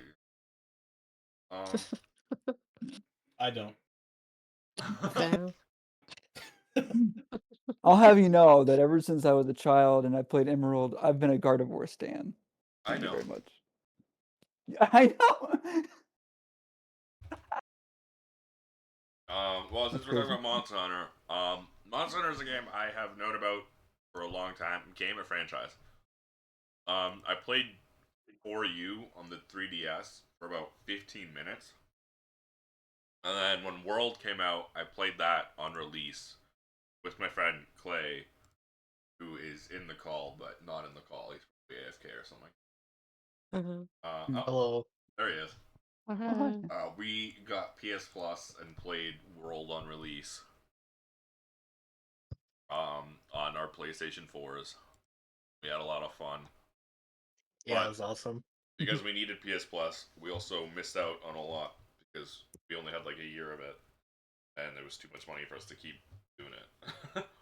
So we eventually stopped playing World because of that. And then I think it was last year or the year before when we started playing Rise on PC, and we all started playing Rise together and going through it, and then we eventually stopped playing it. And then this year we came back to it because Wilds came out, and me and Maya were watching people play Wilds. We're not watching people, but like the the discourse of Wilds existing, right? Through osmosis, made us want to go back to We were Monster being Hunter. boomers. We were being cranky old men. And we were being cranky old men, so we went back to Rise, and then Kelpie was like, "Yeah, fuck it, I'll play Rise with you." And then Teeny watched us play Rise and was like, "I have this game, we should play." Oh, take care, Bo. I mean, I didn't Hope you have a good rest of your ask day. to. Well, I think I was you watching. didn't I was ask to play, but you watching. watched us do Narwa, and you were like, Yeah. you did mention you had Rise, and we were Yeah, like, I okay, did. so you're gonna play with us now, Teeny. That's what's gonna happen. We Yeah. kidnapped you. And then Kiana watched us doing it and was like, ooh, if I got Rise, would you play with me? And I was like, yeah, bruh, yeah. And then we started playing with Kiana, and that's how Monsty Sunday started. And then while playing through Rise, the evil little thoughts in our head for me and the boomer and me and Maya were like, what if we started playing Generations Ultimate? And then I made Kiana and Maya play Generations Ultimate with me. And now the evil little thoughts in our mind are like, what if we figured out a way to play 4U or 3U? Eventually we'll be playing Monster Hunter 1. And pulling our teeth from that. But, Generations Ultimate is on my list for games that did not come out this year, but I played for the first time this year, and this game is a very, very, very good game. It is old school Monster Hunter, but It's really kind of the most modern, old school Monster Hunter. Well, obviously it is. It's the last one. Sorry, I'm eating a sandwich. And it is fucking filled with content. This game has so much fucking content in it. Hell yeah. Oh, I thought you meant the sandwich. Oh, this sandwich has a good amount of sandwich in it, don't worry. But it is so fucking fun. It is fun. I'm a Lance main now because I used to be an Insect Surprised. Glaive main in World, and then I stopped liking Insect Glaive because it parts I liked about it started getting like not easy to play with. Kieran jump scare, real, real, the fucking Kieran. And so I stopped playing Insect Glaive, and I started playing Charge Blade, and I enjoyed a lot of Charge Blade. And then when we were getting Tina to play, we were all like, "Oh, we'll all play with different like weapons that we're unfamiliar with, so we can like learn as well." And I was like, "Oh, I'll play Lance." Turns out I really fucking like Lance. Lance is a really Hell fucking yeah. fun weapon. Unfortunately, in World and Rise, Lance doesn't do a lot of damage. That's fine. You don't really. It's not a game where. It's not a fucking MMO where your DPS matters. Yeah. But the more damage you do, the slower you, the faster your hunts go. In Generations Ultimate, Lance does a fucking buttload of damage if you play it right. And holy shit, it felt so fun playing Lance, my favorite weapon, and also instantly killing shit. Like, holy. Generations Ultimate, such a fucking good game. Love that game. I love when my friend kills everything for me. That's me in World with you and your great sword.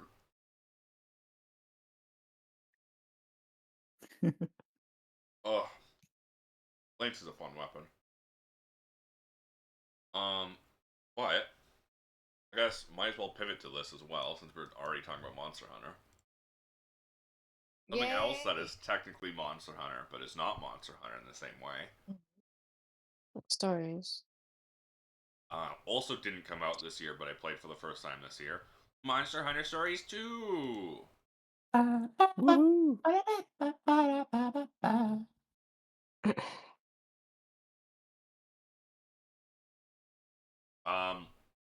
This is a turn-based RPG monster collecting game in the Monster Hunter. Why do I'm talking like an E3 presentation? It's like a straight up turn-based RPG. The game is fun. If it's not fun, why even play it? Alright, we're gonna flank. Turn left. Okay, approaching.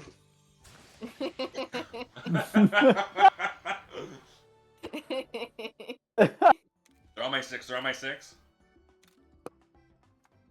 My body is ready. Good Bogey headshot. down. Nice headshot. Nice headshot. Oh wow! I got a legendary. Nice loot. Nice. Tell me more about the boxes. But yeah, you go around. You find nests. You collect eggs from nests. You bring them home. You hatch the eggs and brainwash them into being your friends. It has a very simple rock paper scissors system, where speed beats power, beats technical, beats speed. And so most of the combat is just kind of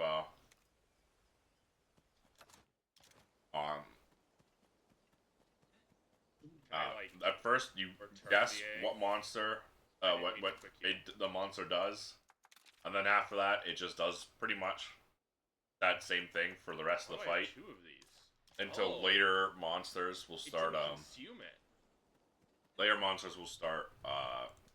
shifting. Like a monster will enrage partway through the fight, and that'll usually switch up its pattern. And later on, monsters will switch up the patterns even more. So it's just a lot of learning what monster switches into what pattern and how, when. Or you just look it up and then you have that solved. But it's just a really fun, simple turn-based RPG with a lot of fun monster collecting and simple story with this silly little cat guy called Naviru that everyone hates, but I like him.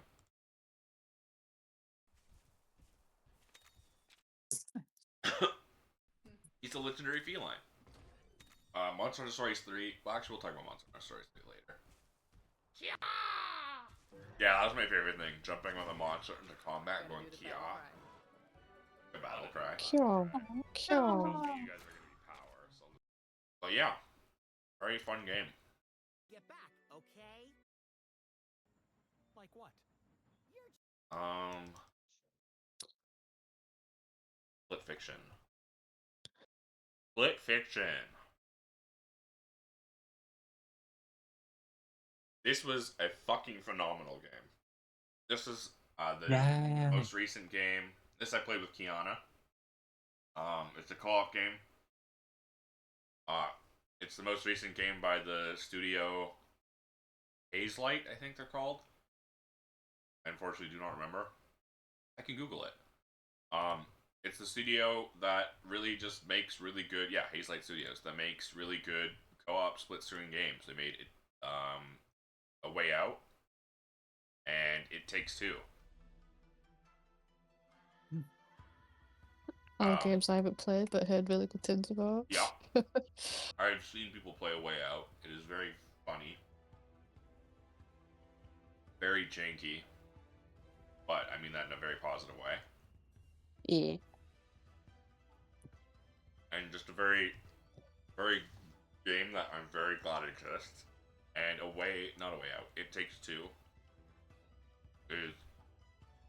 I heard a lot of people. I've seen a lot of people play it. I know a lot of people fucking love it. Yeah. I have some problems with the story. It is the typical fucking Disney ass divorce story.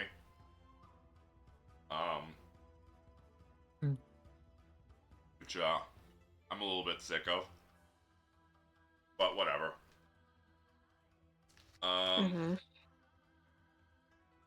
Other than that, It Takes Two is probably really good. Again, I haven't played it. But Split Fiction really, like... So first of all, this is a company that makes it so only one person ever needs to own the game. So, like, I actually didn't buy the game. Harley got it for me because she worked. I guess she probably still does. I'm not quite sure. But she worked at EA, and as part of working for EA, they give you EA points. So she bought me the game. That's with cool. her EA points. And me having the game, I could still, Kiana downloaded like it has like a free friend version of the game that you can't play unless someone who owns the game invites you.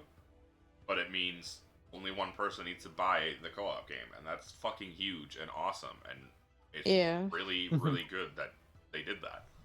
And they did that for all their games. Oh, sorry. I keep burping because of food. But, yeah, it's fucking awesome. And the game itself is genuinely, unsurprisingly, considering their past, like, their track record, very incredible video game that really, really, really, really handles the split screen amazingly. And, like, blends it into gameplay in such an incredible way. The game itself, you kind of jump through different genres as you go through. Oh, this is me getting hit by a train. It's right behind you. It's right in front of me. Where each player has a different thing, like a different gameplay mechanic. So in this segment, Kiana could like whip and hold something, while I had like a katana. Now my sword's on fire. And while playing through this section, we have different Oh, this is Kiana trying to throw that at me. Man. Oh, almost got hit by a train again. And because of that, because we have like different gameplay mechanics, we have different ways of like progressing through the level. We have to cooperatively work together for certain segments because, like at one point there's a part I remember in this segment. Oh yeah, there's a lot of little Easter eggs like this. Oh, I can't even kill you out of it. Oh, there is friendly fire, by the way, so we do just kill each other sometimes. But like, you could just jump onto that stage and just fucking dance at this club level. There's plenty of just little Easter eggs like this, like Angelina Era, which are just very silly and dumb. Parentheses affectionate. And like there was a segment during this, or maybe it was a later part, I love where the pig section. where I like went in an outhouse and Kiana threw me across a rooftop while I was in the outhouse. Stuff like that. There are a bunch of little secret mini levels in a lot of the levels. Like I think the pigs one was a secret, right? I think so. They were robots. Pigs. Oh well. Oh, here it was. I remember there was one part where I like threw a ball at a glass floor and like the entire bridge just falls. Oh yeah, yeah, It was like a yeah. glass bridge with people going across it, and Kiana threw the ball at the floor, and all the people just fell and died.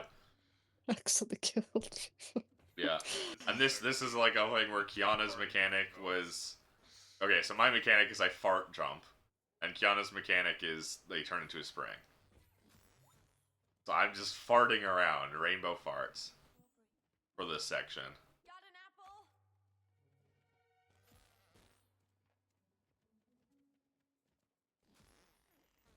And I can't get up here because this is Kiana's section. Or she had to slinky up.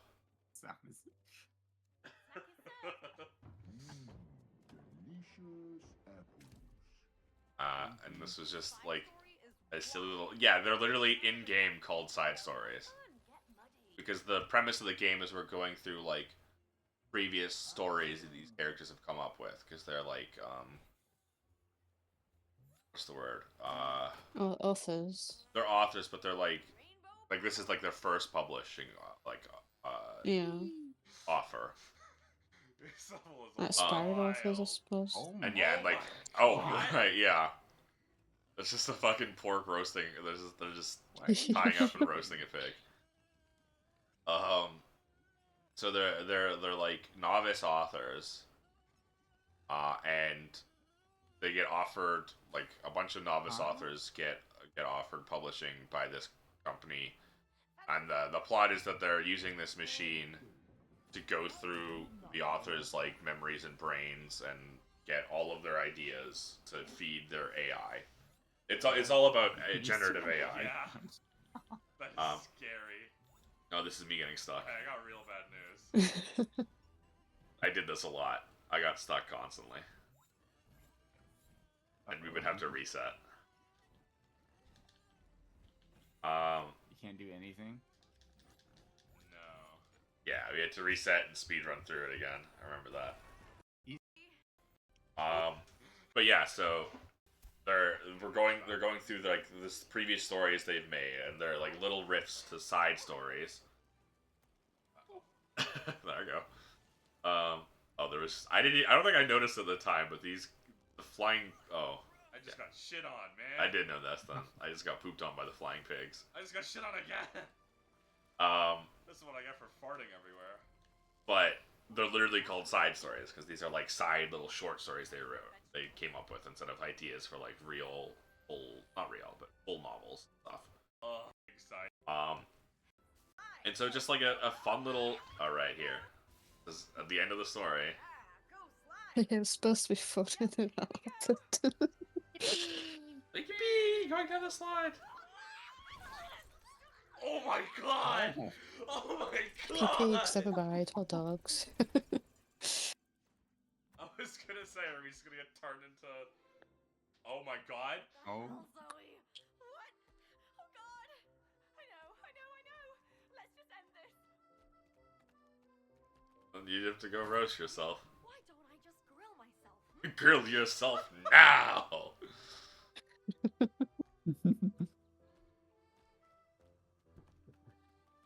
not gonna make the joke. I think you literally said not gonna make the joke I just made. Hot. Oh, kind of nice, but ouch! We just grill ourselves. I'm beautifully cooked. And then we condiment ourselves.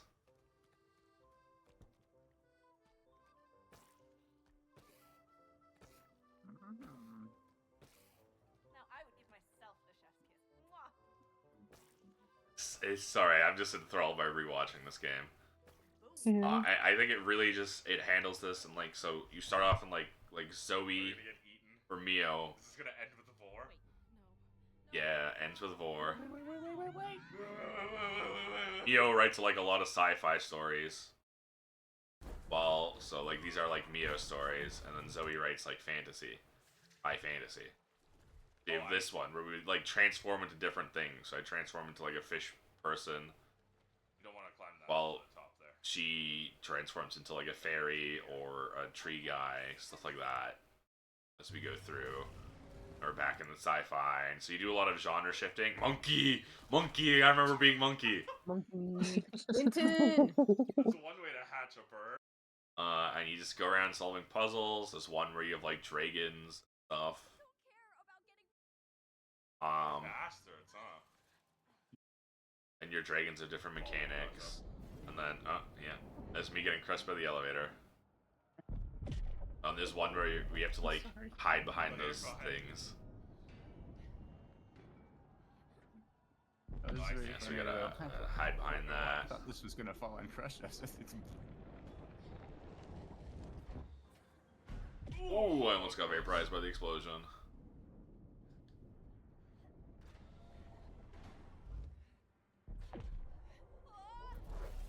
Yeah, it was me getting vaporized by the explosion. Okay. Very close though. We have this whole, yeah, I remember this. What the And heck? we're genre shifting. War now. We gotta go into war. We got guns. That's it. Genre shifts again. And it really like plays with different like gameplay genres as well as narrative genres. Like here we're in like a shooter instead of before where it's like just like a platformer or like a bit more action hack and slashy. As it genre hops. Oh right, this is when we did Among Us. We did the trans flag. We probably did a penis at some point. This was just a little side area where you just can draw with like flowers, like growing flowers. Just a cute little side area. This is me doing. I had to do yellow because there was no white, but this was me doing the trans flag. It's got mustard in the middle. Mustard in the middle. This had a whole bunch of like little side things we kept doing instead of what it actually wanted us to do. Back to the back to the sci-fi crusher.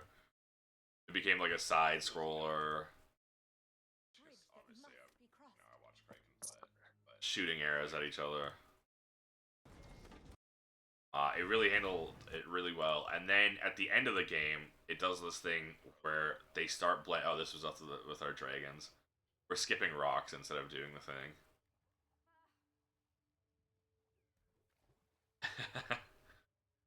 There were so many little, like, just tiny little side things like that you could just do for fun.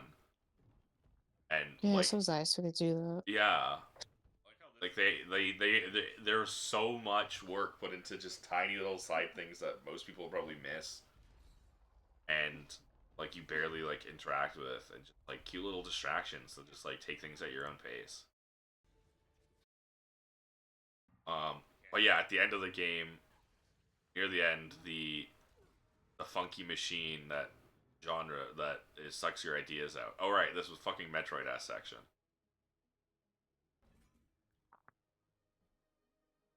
Like a Metroid pinball section.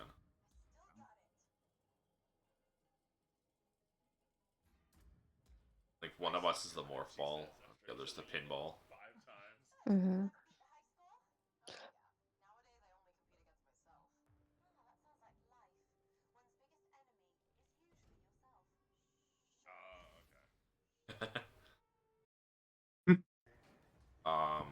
Yeah, the machine starts bugging out and starts merging the genres.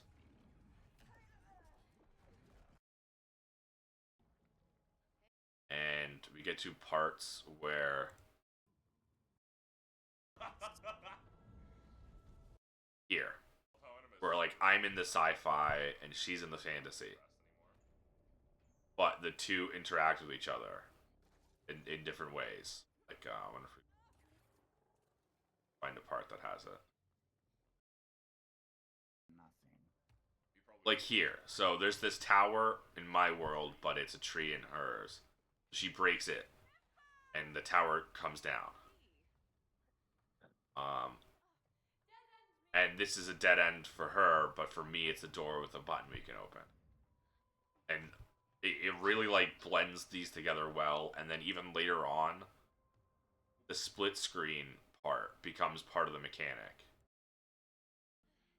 Like here. So you have to like manage the split screen by how you move.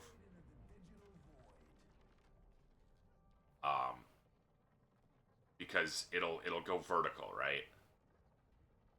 And change certain things and make it's so things an cool. obstacle that weren't an obstacle.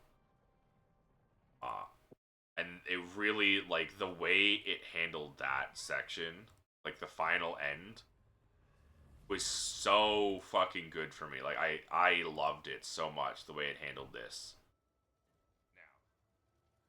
This like division between the two levels was so good. Here's the part where we're on a sliding section and you can switch between the two. So like we're riding a broom in the fantasy section, and then if we go to the left, we're in the sci-fi one, so we're on a hoverboard. Stuff like that, just so awesome. Ugh, this was such a good game, and it would do stuff like this. This part. Every time you would open a door like that, it would always put the split screen right in the split of the door. So it would That's open so it up, and cool. often it would do that to merge the two screens. But in this section, it doesn't merge them; they're both separate. But the worlds are fused. So when we discover that, we're like, "Holy shit!" This game is insane. Holy shit. Yeah, this was a really fucking good game. This was a video game's video game. This was something that like you could really only do as a video game. And yeah, I fucking loved Split Fiction. Split Fiction, fucking amazing. Yippee. I don't want to say it's gonna win game. It's probably gonna win Game of the Year for me, but I want to talk about the other games first before I say that. God, it's already been 2 hours and barely talked about anything. Like there's still so much to talk about. But yeah, Split Fiction, fucking great. Sounds of Blake Manor. Ooh, this was another really good game. This I played like a month ago. No, it was October. Yeah. Sorry, I forgot a month ago was not a month ago. It's literally Yeah. 2026 in 2 days. 3 days? That's 2 days? crazy. Golly. Like 3 days, I think. 3 days. Well, it's this Kind of. day's almost over for me, so Yeah, same. Yeah. I guess it'd be too. That reminds me, I need to request everyone to be here on the 1st so I can make a joke. So you can make a joke. Okay, we'll try. I'd say I know the useless joke already. year. Wow, I'll yet talk last to- year, last year, I'll talk to you I since remember last it like year. yesterday. Crazy. But this was not point and click. It was 3D, but it was like a 3D adventure mystery game. Very, very boomer core. I understand what I have to do. First person adventure mystery, kind of like a Nancy Drew game, but not point and click. It had a time mechanic, like Blueprints, which we'll talk about. Well, actually, we'll talk about Blueprints first then, because Blueprints came first in the timeline. And also I didn't enjoy it. Alright, so Blueprints. Blueprints, same kind of style game of mystery, 3D exploration, walk around game. This, however, had a roguelike mechanic, where every time you go into the mansion and tried to leave a room, you would draft a card, like a deck builder. This is why I didn't like it, because I really did enjoy all the big overarching puzzles and all of that. All of that was really fun. I really did not like the drafting mechanic, because at that point, half the game just becomes building up economy and resets to the point where you can actually just do the real game, which is resetting rooms until you get the right makeup to do a puzzle. Mm. And I did not like that at all. I just want to do puzzles. And this game had a lot of fun puzzles. Like every time I got the room, I guess I don't have it here. I can't remember what the room is called, but it has, I think it was the parlor or game room or something. It has the little logic puzzle, the chests. I enjoyed that a lot.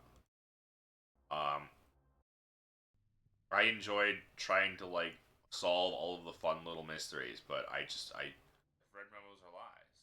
I didn't really care about the fucking. I didn't care about this shit. I didn't care about drafting anything, man. I just wanted to do puzzles.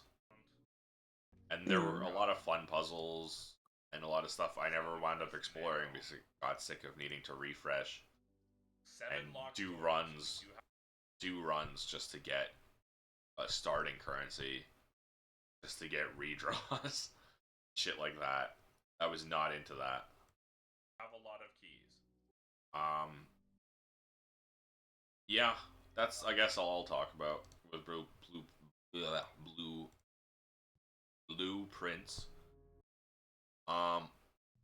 Lubu Prince. Lubu Prince. Blueprints. It. Oh, I don't know who this person is saying I hate Tears of the Kingdom, but I respect that take. I also agree. Me. But like stuff like this, like finding out what 8 small gates meant and all of that. That's something I liked. And that little puzzle. I liked the puzzle solving, I didn't like the drafting mechanic. That's really all it comes down to. So this game, similar to that having limited steps, you have a time mechanic where... So yeah, blueprints, basically you have limited steps. When you run out of steps, that ends your run. And then you start again. Every time you enter a room, it takes steps. That's about it. There's more depth to it, but that's the basics behind it. In this game, every time you interact with anything for the first time, it takes 1 minute. And you have limited time because everything is on a time schedule. The time mechanic is a lot more forgiving than it sounds at first.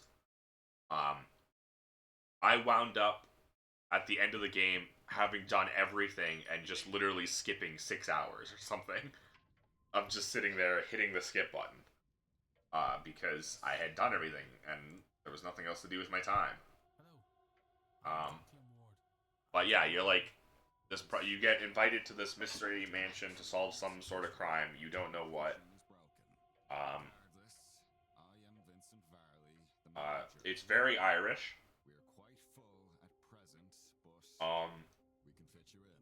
And that's kind of integral to it, both in the fact that it's got Irish. Sorry, I'm eating my sandwich again. Both in the fact that Irish mythology is very important to it, but also the conquest of Ireland by Oliver Cromwell is an extremely important and relevant historical fact to this. You can analyze people, documents, and certain items with magnifying glass. And there's a lot of conflict between the old and the new. Between the older generations and the more independent Ireland and those used to the British rule and all of that. Like Catholicism and Protestantism is also, the divide between that is important.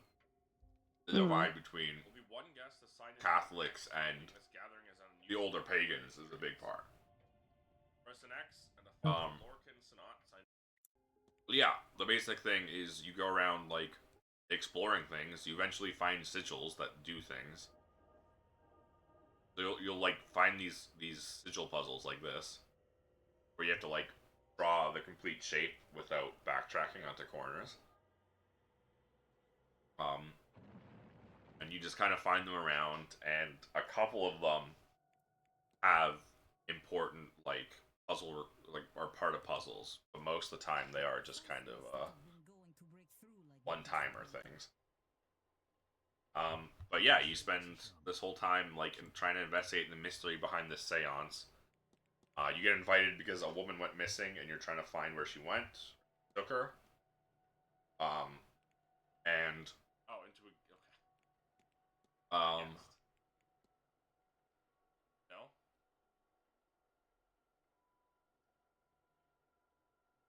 A guess for fraudulence. oh yeah, okay. And you go around interviewing people and finding evidence and building these theories, and for the most part, you're kind of solving each person's individual mystery that brought them to this seance.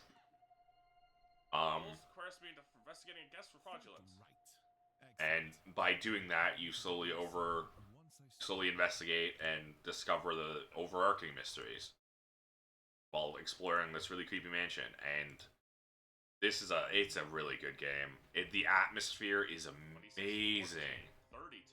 I really enjoyed it. The time system, again, like I said, is not nearly as like oppressive as you might fear.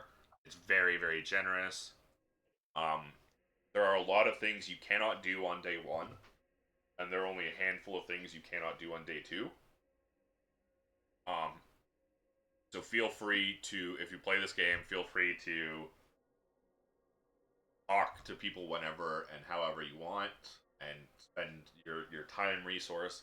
The one thing you might not be able to do is investigate all the little flavor things, like these statues, right? These take time.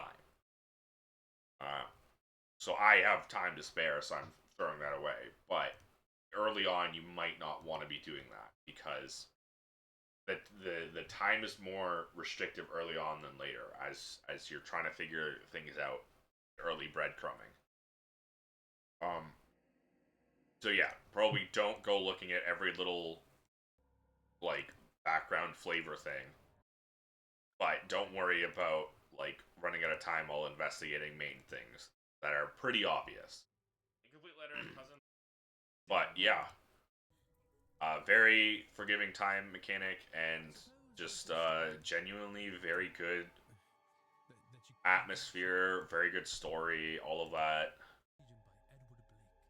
It was a fucking great game. I love Silence of Blake Manor. Very, very phenomenal game. Those are the 5 games on my list that I played this year that also, for the first time, that also came out this year.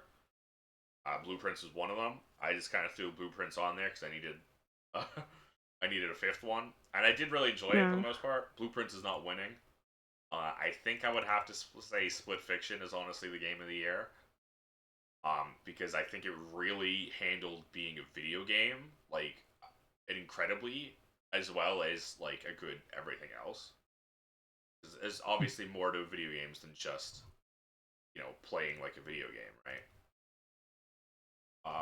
But I think it really was perfect. I think Split Fiction was a fucking phenomenal game. It was very fun to play, very good, enjoyable story, very fun characters. Really played with genre conventions as well as gameplay conventions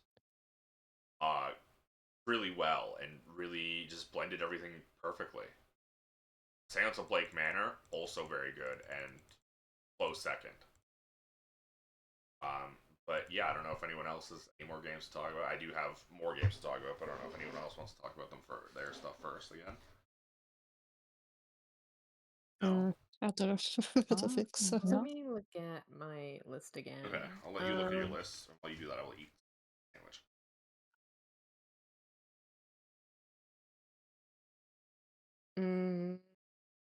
Peak was fun for a little bit. Peak was fun. Peak. Oh yeah. Oh yeah, I played that a bunch with friends as well. It's pretty good.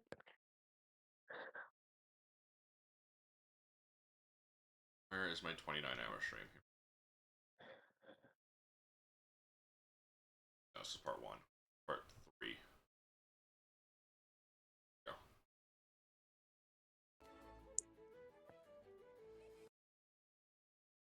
Friends is so fun. This is when I got so sleepy. Bo and Kiana would like try and body block me from falling asleep. Like I would fall asleep. I would micro sleep. Me good to go? Invite friends. I would literally micro sleep. And they'd have to stop me from running off and dying.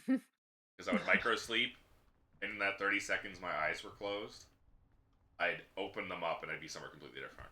It was very scary. It was genuinely one of the scariest experiences of my life. Oh my god. But also very funny. Because imagine doing that on stream, where you just keep blinking and you're somewhere completely different. You don't know what the hell has happened. You have, like, weird, short, weird dreams. You don't know if what's happened is real. You don't know if you've been talking in your sleep and saying weird shit. I was not, evidently. But, yeah. Terrifying. But, yeah, if you have anything else, Matt. Sorry. Oh yeah. So I do think Angelina is definitely my number one of the year. I want to give a shout out. I don't know how much I have to say about it, but I want to shout out Small Saga, which I played this year. I think it's a couple years old. But I just thought Small Saga was just like a banging, short and sweet, just like executes what it wants to do perfectly, little throwback RPG. Um, there's a lot of like, I mean, basically every single Western indie pixel RPG ever is a throwback RPG to the SNES. But I thought, and usually I find it kind of like it's kind of overdone, unoriginal. I'm not interested in it. But with this game is just really unique. You can see what it's about mice in a mice kingdom in London. And you fight cats and stuff. And it just it has like it's doing its own thing. It's really like it's not like the most inventive story in the world or anything, but it's like decent. It's like fully competently written. It's funny at times. It's exciting. It has some fun twists. It's got good like fun, slightly like no, I don't think it wasn't puzzle combat, but it's like kind of like simplified turn-based combat. It's got great sprites. It's got great music. It's got funny moments. It's got those like just like classic Square RPGs. I mean, this happened even into the 3D era, where just suddenly you'd go into an area, a new area, and there would just be like kind of a set piece, like minigame moment. Um, and I don't. Oh yeah. It's been a while now. There wasn't really like a minigame. Oh no, there was. I think there was one point where there actually was a minigame in this one, but just like this game, I felt like it actually captured like having those little set piece moments where like suddenly for just like 10 minutes, 20 minutes, we're just gonna like have a little diversion and do something different suddenly, and it's fun. And I thought it just pulled it off really well. I thought this was I thought this was just a really charming, well executed, classic RPG, and it wasn't too long either. It was probably like maybe 7 hours or something. And I really enjoyed it. It's not like my number one favorite or anything, but I thought it was really, really solid, and I definitely recommend it for anyone who might be interested. Yeah, I actually have owned Small Saga and been meaning to play it since probably around the same time I got Stephanie. Yeah. Yeah, Small Saga, December 27th, 2024. Yeah, I bought a lot of games at the end of last year and during Halloween, like the middle of last year, that I just never played. I know that's a very common thing, but it's because I was meaning to stream them this year, and then I got really depressed this year, and wound up just playing Monsters all day, every day for half of the year. Can I lightly rib you? But I really Yes. don't. No, Yeah, you really need to get around to wait, Anthology of the Killer, and if you ever do, I want to be there. Yes. Well, that's the other thing. Is I kept like waking up later, and Yeah. I'd be like, "Ooh, no, I can't do this game because I want X person to be here, and they're not going to be here." Like Anthology of the Killer, for example, is something I won't play unless I wake up early enough or I know it's a day. And so that was part of it, and also just like I would wake up and be like, "Well, this isn't my usual stream time, and it's way too late past my usual stream time. I guess I'll just fucking play Monster Hunter on my own." Because I feel weird streaming too late past my usual stream time. It was a whole thing this year of just mostly being depressed. But I will get around to Anthology of the Killer, and it will be with you there. Yes, yes, yes.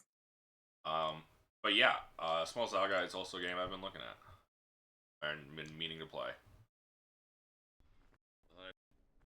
It was around here when it was just. I think I literally watched this part at some point because it was so funny. Cause I think it was when I was probably editing them into VODs.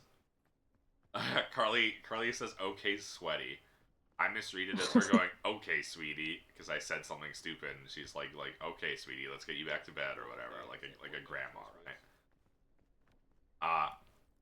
Because I was so tired. Yeah. And then I was like, "Oh no, wait, she was calling me sweaty." God, this was such a funny moment. Like, you're right. See, like, you can see me like wobble every time I land. They're laughing at me in the background. Right there. I slightly fall off here.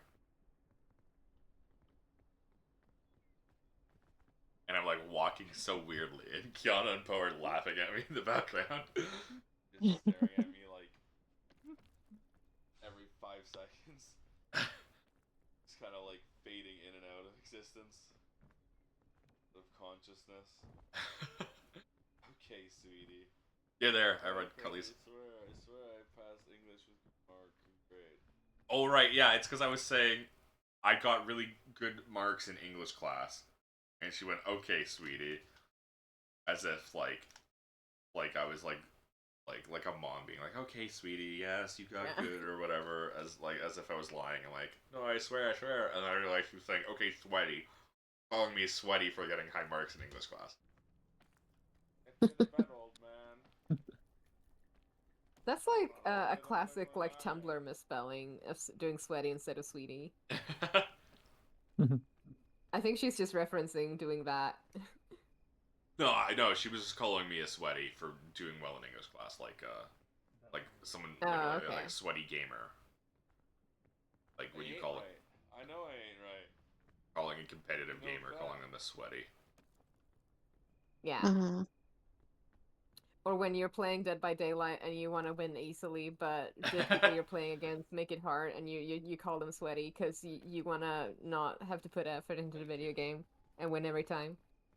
Or you're playing Dead by Daylight, and the killer kills you instead of letting you go because you did a little dance or whatever. Oh, wait, you said "okay, sweaty," Carly. You said "okay, sweaty." Whatever the fuck. Oh, yeah, exactly. I said I'm passing the Dead by Daylight quote unquote etiquette is. Makes me an English sweaty. Oh.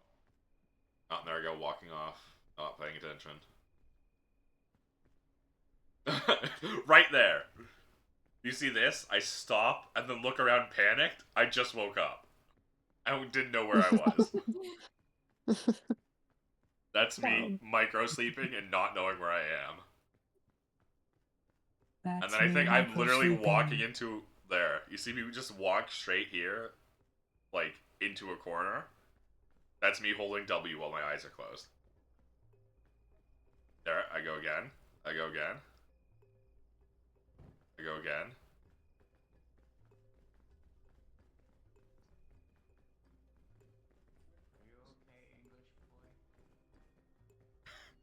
No.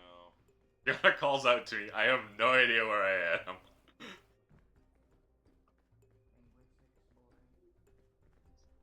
This is when everyone's making fun of me for being good at English. I'm walking into a wall. I am asleep.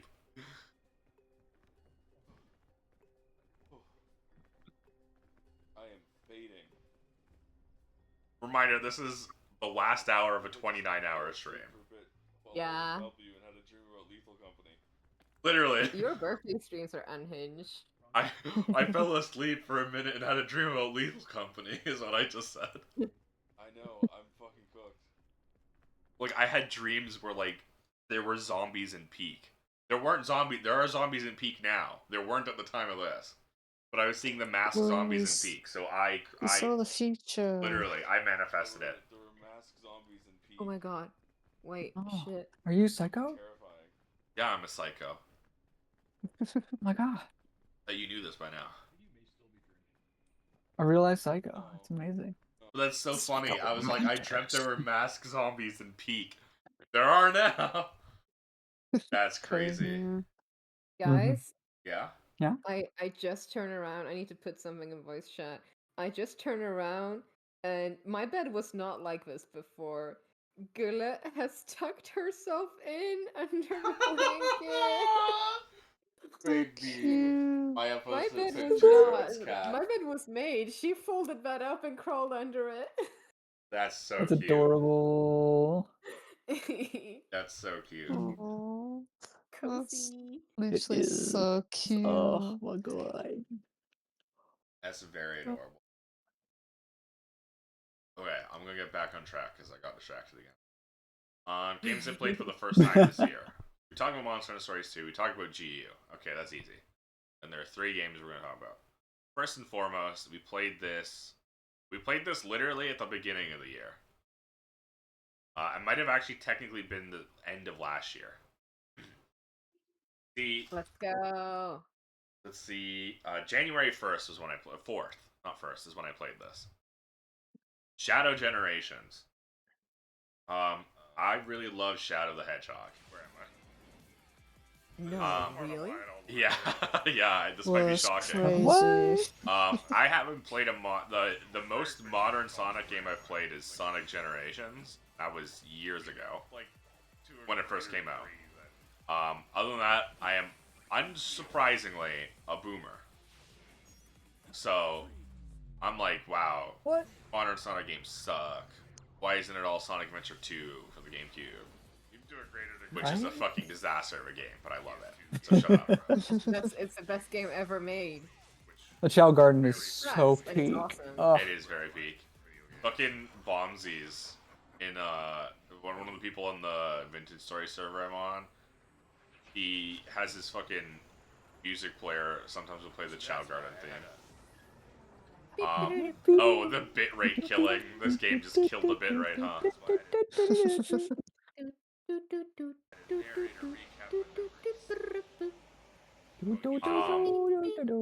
But yeah, this was a very solid. This was honestly better than any other modern Sonic game because, as it turns out, how you make modern Sonic games good is you just give yourself a double jump. So fucking true. Dude, hearing the like orchestral, like dark and moody All Hail Shadow was so funny. But oh, you have bad air control in a Sonic game? That's okay, we give you a double jump to reset your control. Unfortunately, Shadow the Hedgehog is the only Sonic character with character growth and character arc. So they unfortunately just make him go through the exact same storyline every single game. So once again, Maria. Maria. That's the monkey's paw that has curled. Oh, you want a Sonic character to have character arc and growth throughout the franchise? Monkey's paw curls, Maria. This was very fun though. This was obviously just a nostalgia trip, like Generations. But that's okay. This at least, you know, had very somewhat unique gameplay with Shadow special powers that you get throughout the game. And that's fun. That's about all I have to say. It was a very solid game. Very fun. Oh, this was Sonic Forces. Never played Sonic Forces.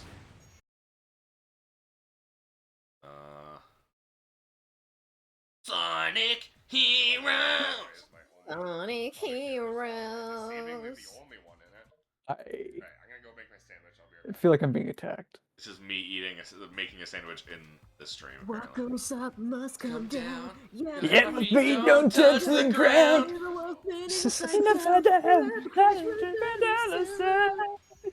Sonic Heroes, a game everyone says is garbage, and honestly, yeah, sure, okay. It's me, awful. I don't It's care. awful. It's the It's best game peak. I've ever played.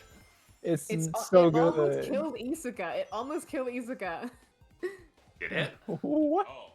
Isuka is the producer of Sonic now, I believe. He was one of 2 level designers on Sonic Heroes. Oh. Like 2 months before deadline, the other level designer fell really horribly ill. And Isuka for like a month straight was just non-stop only working on Sonic Heroes. That's crazy. The only level That's designer tragic. just like killing himself finishing that game. That's crazy. And I mean, Sonic Heroes does not have good level design, but No. he did finish it. Now we know why it doesn't have good level design. Yeah. Yeah. Because it had Golly. one level designer for half of it, and 2 for the other half. There we go. Seeing an awful lot of Squid Nut Shadow. Is this some kind of Squid game? That is wild. Yeah, that explains a lot. That explains a lot about Sonic Heroes, though. Shadow the Squid Hog. Yeah, my feet don't touch But yeah, no, I love sloppy Sonic games. If I did play Sonic Forces, I would probably be a Sonic Forces apologist. Oh. Yeah? I would too, probably. Oh shit, my. I mean, you haven't played it, and you already are one. I am, because I fundamentally believe that it's the same as every other boost game. Yeah. But everyone's all the boost stands are like, no, we're tired of boost games now, so this last one sucks. Like what? Yeah. Like I watched someone play. Best. I watched someone play Sonic Forces. I'm like, yeah, this looks like every other Sonic game, so it really isn't that like. I'll have to read that. Not as bad as anything else. This part where you got fucking. You can be Sonic's yeah, you best can friend. be your own You fucking got OC. that. I guess that's why the people hate it, because they're like, oh, this is what? Classic Sonic game. Classic Sonic game moment. I know that the first time it actually was for the original release of 3 when they used to. But like, oh, they make us look bad by making us look like we want to be Sonic's best friend or whatever. But making the OC, anyways. Shadow Generations was very fun game.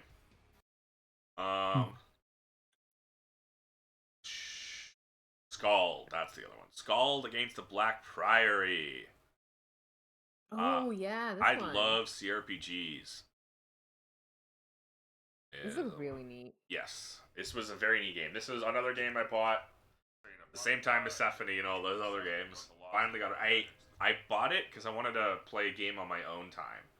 I booted it up, did the first 10 seconds of the game, and was like the 10 seconds after character creation, it was like, oh, I'm gonna want to stream this. And then never got around to streaming it. Like, I did this. I killed these rats. I got through the prologue. A little bit of survival, and then I never streamed it. And then earlier last month, earlier in September, October, I was like, fuck it, I'll just finally play this game on my off time.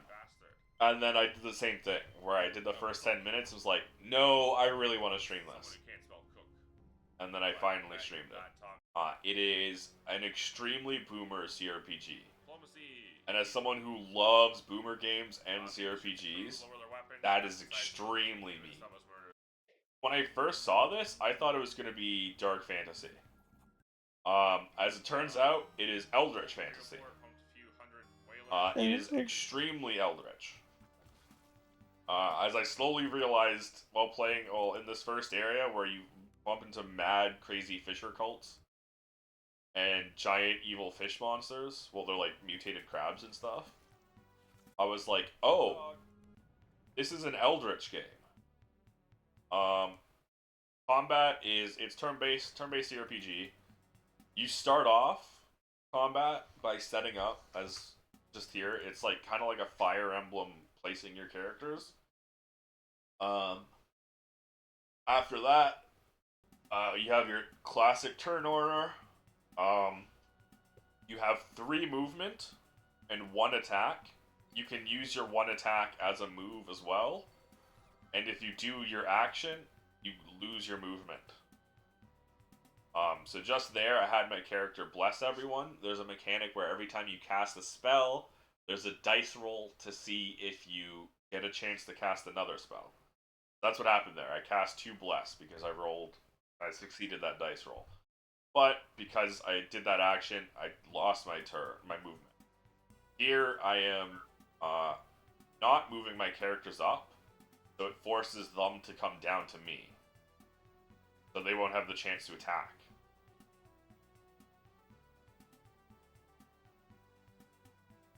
Alright. And now I attack them first.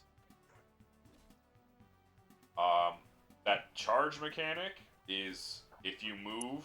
I didn't realize this at first. I learned it later. If you move in the same direction, every subsequent movement gives you a +1 to your attack. So I went 1, 2. That gave me a +1 charge. I had a perk that increases charge. She went 1, 2, charge +1. So she had a +1 to her attack because she moved in the same direction twice. There's you have you have 2 health bars. You have vitality and then wounds or whatever. This is just your typical health bar. There's, it recovers and regenerates in the exact same way. Take damage when you get hit, yada yada. When you run out of that, you start taking wound damage, which you have significantly less of. And every time you take wound damage, you get a debuff. You get a random injury. Wound damage, generally speaking, only be cured by resting, as opposed to casting like Lay on Hands, which generates your vitality. That's the basic combat. As I said, it starts off. I started off thinking it was dark fantasy. It turns out it was eldritch fantasy. You're a person who is on a quest to find a woman. You were hired by her father to find her. You go to this fucking godforsaken island filled with horrible beasties that has like gone to shit recently, and you slowly find out why. You meet up, or you find out that the main town on this island got attacked by a cult. You learn about the cult on how were led by an evil fish man. They fished up some tablet that drove them all insane. This actually has nothing to do with the real problem, which is there's some evil cosmic dragon. I don't want to get any further into that. And it ends in a very eldritch way. And it's not a happy ending. But it was a very, very good experience, very good game. The combat did kind of drag on because it didn't really get any deeper. But that's fine. I really enjoyed it. I think visually it is an incredibly good visual presentation. And I think it was a really good game. Absolutely loved it. Unfortunately, the other game I played for the first time this year is Vintage Story. Yeah. I have played a lot of Vintage Story this year. Most of it off stream. I have been on 3 multiplayer servers this year. Jesus Christ. It succeeded in making me want to play it. Hell yeah. This was my solo world. I don't know if I can ever play a Minecraft-like thing again, but if I ever did, I would want to play Vintage Story. Yes. I just clicked this. Maya, do you see this comment by you on my stream at the time? Yeah, my cursed bushel and a peck. Yeah. But yeah, it is a Minecraft-like game, but there is so much more to everything. There's nothing funny about this song, it's just a banger. Ends EP, that's enough Minecraft. So, like here. In Minecraft, you put ore in furnace. You put charcoal in furnace. You get ingot. The end. And this, you actually have to smelt the ore nuggets in a crucible by getting the temperature up high enough, which means you need to get charcoal for copper. Charcoal is not made normally. Or, well, not made like it is in Minecraft, where you just burn wood. No, you have to make a charcoal pit by chopping up firewood, building an airtight box of firewood. It can be pretty large. Like usually, you'll usually start off with a smallish, like 2-stack charcoal pit, but eventually you'll probably make like a 5x5 or even more, especially on a multiplayer server where you need to feed 1 billion people charcoal. You'll wind up with like a fucking 7x7x7 charcoal pit. Has to be completely airtight. No gaps between firewood and wall. Then you have to build a fire pit on, except for one little hole, because you need one little hole at the top to light it. You build a fire pit, you light it, and then you immediately place a block over it to smother it. And you have to wait like an in-game day for the fire to smolder and smolder to like burn away the wood into charcoal. And then you gotta shovel the wood, and charcoal is the only thing hot enough that burns hot enough for copper. And then you gotta smelt it in a crucible and pour it out into molds like this. So this is ingot mold, which I then put in my forge, heat up on the forge by putting more charcoal as fuel, and then smithing it out on the anvil. Waiting until we get to the part where I start smithing. Shoot. Here, I'm trying to build a chute. So you actually have to smith it out like this. Where you move the voxels around to form the thing you're trying to make.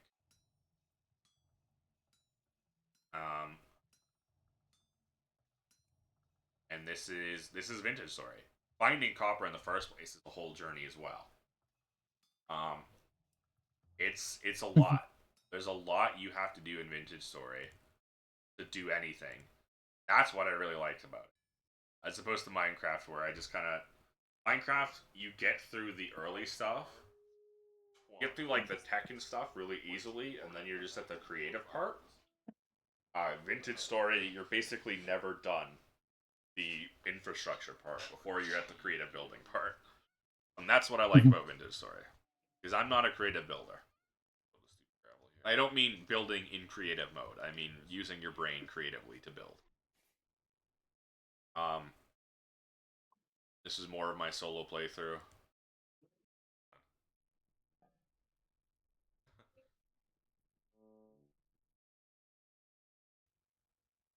Yeah. And then this is one of the multiplayer servers I'm currently on. This was my shitty little house. It's quite a lot different now. But yeah, you have to just like manage things. Animal husbandry is a whole work. Oh great streamer Samuel, please offer me your prayers during this time of illness. No.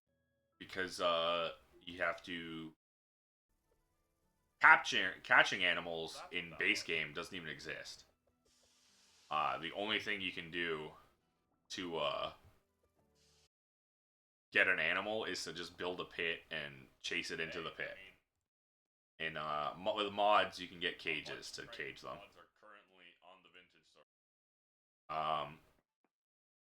And oh right, this is the other server I'm on where we have dragon mounts. This was me flying around trying to find one of the ice dragons. This was after the admin, my friend King, manually admin searched for snow eggs, the snow dragon egg. Those 4 cairns I saw, that was just the marker to start searching. And yeah, because it turns out the ice dragon eggs Looking for another. could literally, you can only find them in very snowy areas with very specific conditions. Has to be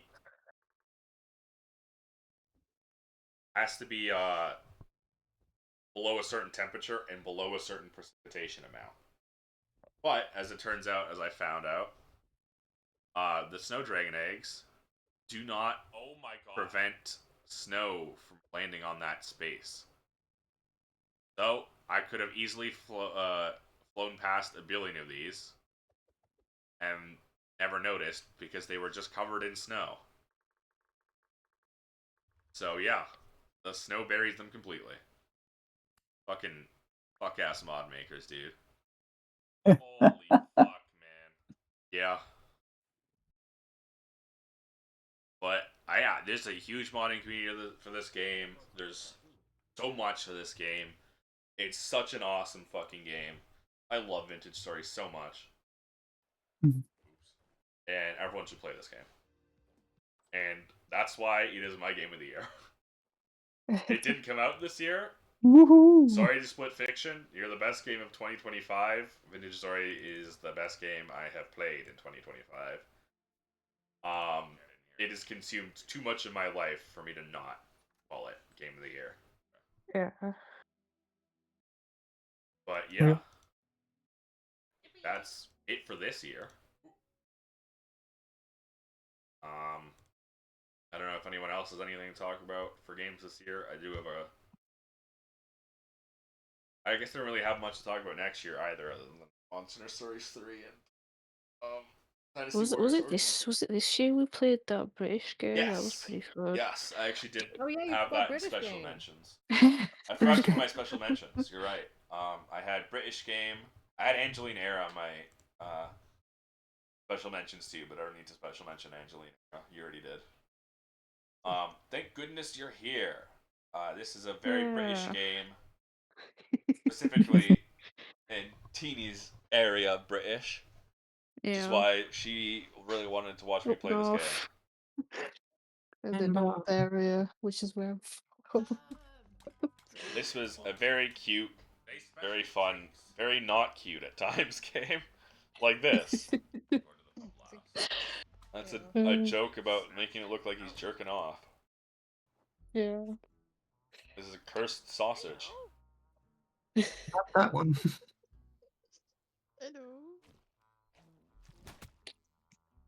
I liked hearing all the northern accents. It was, Yeah. it was funny. What part is it? It's like the guy in the freezer. Yeah, the guy with the fish. Yeah, all the dirty jokes. Really funny. Just the fishmonger, this guy. Yeah. And how eventually you jerk him off.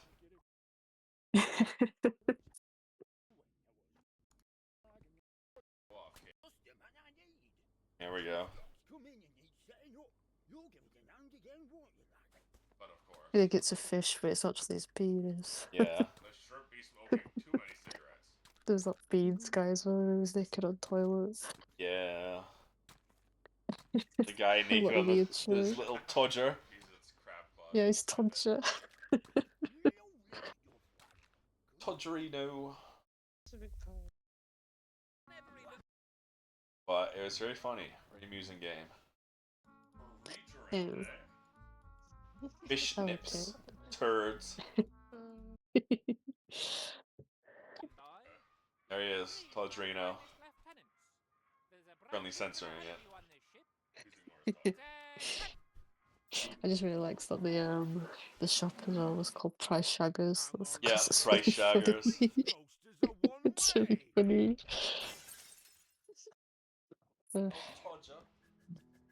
Us going Todger. By us, I really mean me.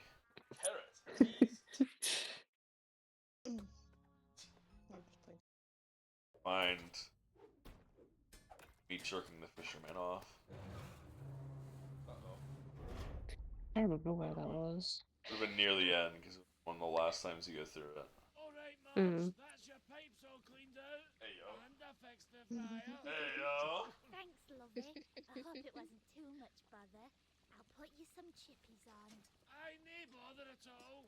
But where does all that oil drain out to? Oh yeah, the really weird like milk thing. Yeah. No clue, love. I feel so bad for that guy. The guy with the ashes that we keep dumping on the Lady Diana Yeah. plate. All right. Bye. The reigning hot fish and chips frying oil fried her baby, and then she immediately starts salting it. Oh, here it is.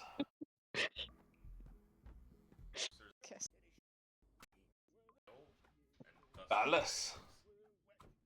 The I really underground. love. It is, of course, because it is me, and it is my favorite joke about the UK. Sorry, British people. But I did love every time you went past in like the pipe or whatever it was, and you jostled Lady Di a little bit. Every single time brought a smile to my face. Yeah, one of these is actually his penis. I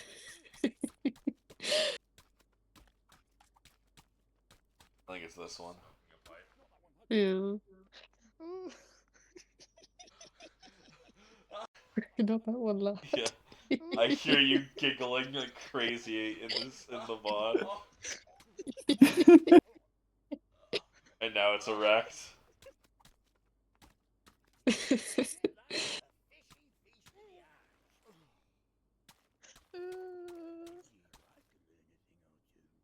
Oh yeah, Reggie's wife, everyone is fucking.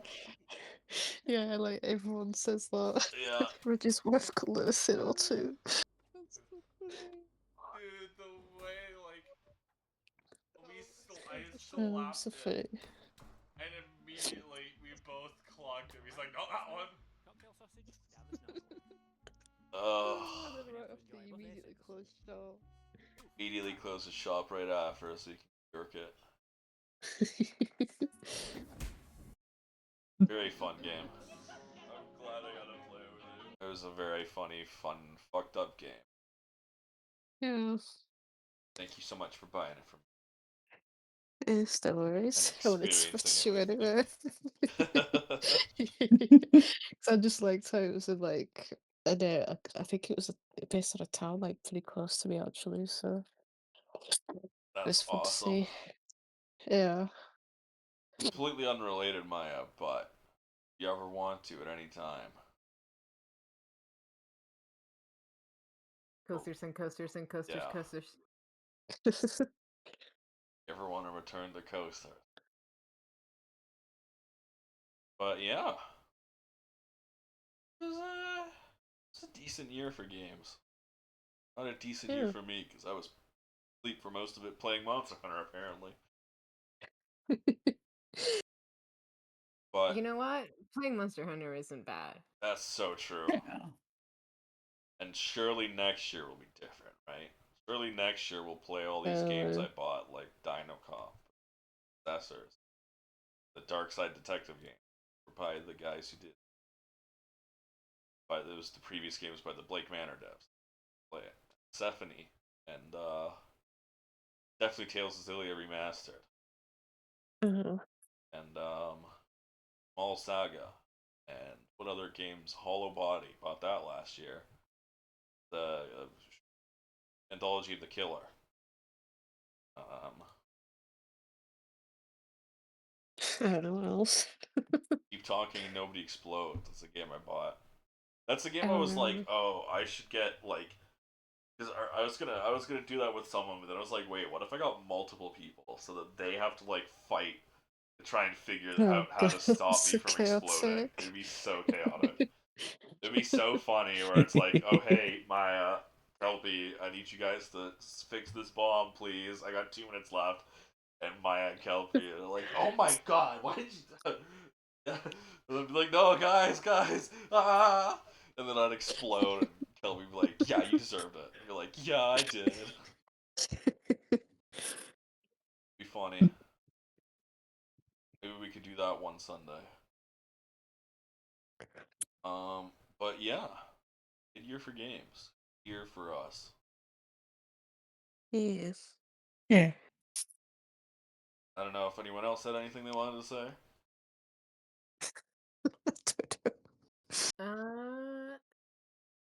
No, I did. I think I'm good with the shoutouts.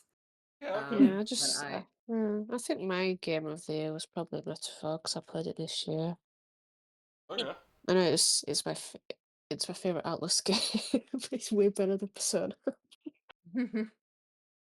Yeah, that's it really. I just think it was super good. Yeah, that's fair. My favorite villain because he was just unabashedly evil. I liked that. That's always I fun. had. Oh, sorry. Oh, you go. I was just responding. Yeah, I did have one more game. It's not really like the right crowd.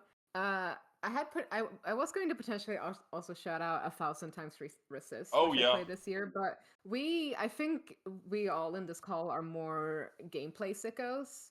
1,000 times resist is definitely it's a narrative game. I'm also a you know. narrative sicko. Yeah. I really liked it. I thought Yeah, you. It's an extremely like the narrative it tells is really raw and like very like personal experiences, very messy. There's a lot of layers to it. I was extremely impressed with the production. It's fully voiced and really well voiced too. Um, Yeah. the cutscene direction, just like the scenes and everything. It's an extremely janky game. It's not very fun to play. The gameplay isn't great.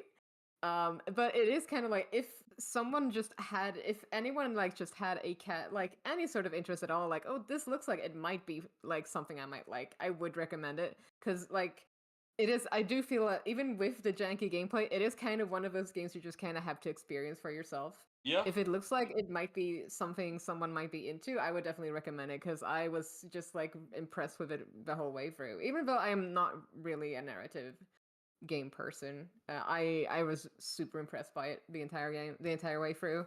I am more than willing to sit through jank for a good narrative. Like, God, when was the last time I played something that felt janky to play? But I had a really compelling narrative because I played through janky games that don't necessarily have a compelling narrative. Yeah. I know one game I might actually try playing next year is what's it called? Death Door, because the music's really fucking good. It came from my Spotify once. I was like, holy shit, this music's goated.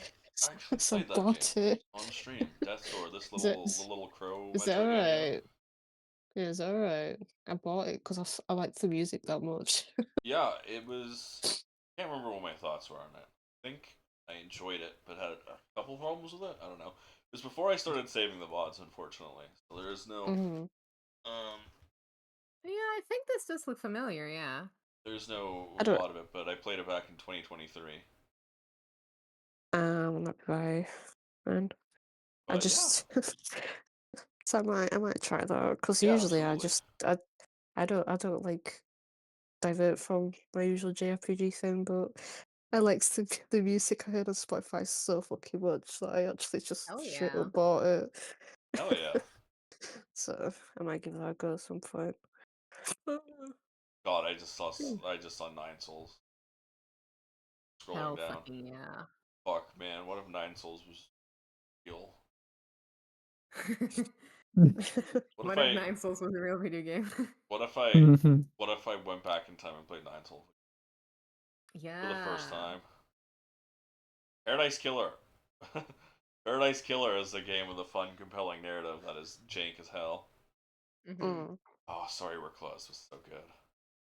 Yeah, I did play Story where I didn't shout it out. I did play Story We're Close this year. Mostly just because I don't really have anything to say about it. I thought it was great. Um, Yeah, it's it made me go back and replay Silent Hill 1 and Silent Hill 3 because it's it true. just because Mm. it's so clearly I Silent wasn't Hill 3 there influence. because I kept sleeping in, but I was there Yeah, spiritually. I streamed it for Kelpie. Yeah, it just has such clear Silent Hill 3 influences, which made me happy because it's always Silent Hill 2 Yeah, inspired and not yeah, 3. And 3 is my favorite. yes. So I was like, oh, I want to replay 3. Oh, I want to replay 1. And then I streamed 1 and 3 for Kelpie, and that was great. Yeah. I forgot about my old Oh yeah, temporary before starting student screen. your placeholder. My placeholder one. There's so many games I haven't played because I'm just bad at choosing, I suppose. I never really divert out, so I should probably do that more. Yeah, you do what you feel You like. do what you feel like. I There was a while this year where I felt like I wasn't playing as many games as I like, but I feel like by the end, like I wrote up a list. Like I played over a dozen games this year. I'm Yeah, pretty happy with my let me see. 1, 2, 3, 4, 5, 6, 7, 8, 9, 10, 11, 12, 13, 14, 15, 16, 17, 18, 19, and 20, I Oh, guess. I I love. played 20 games this jeez. I, year. I played 3.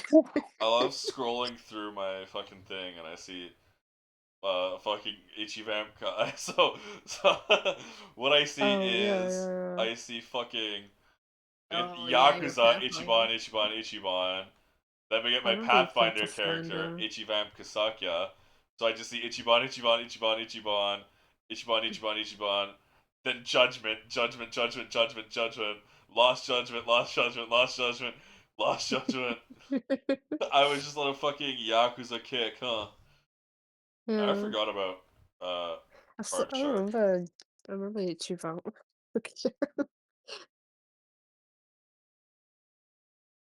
Yeah, and then my earlier Pathfinder character, Kazugma or Ryu.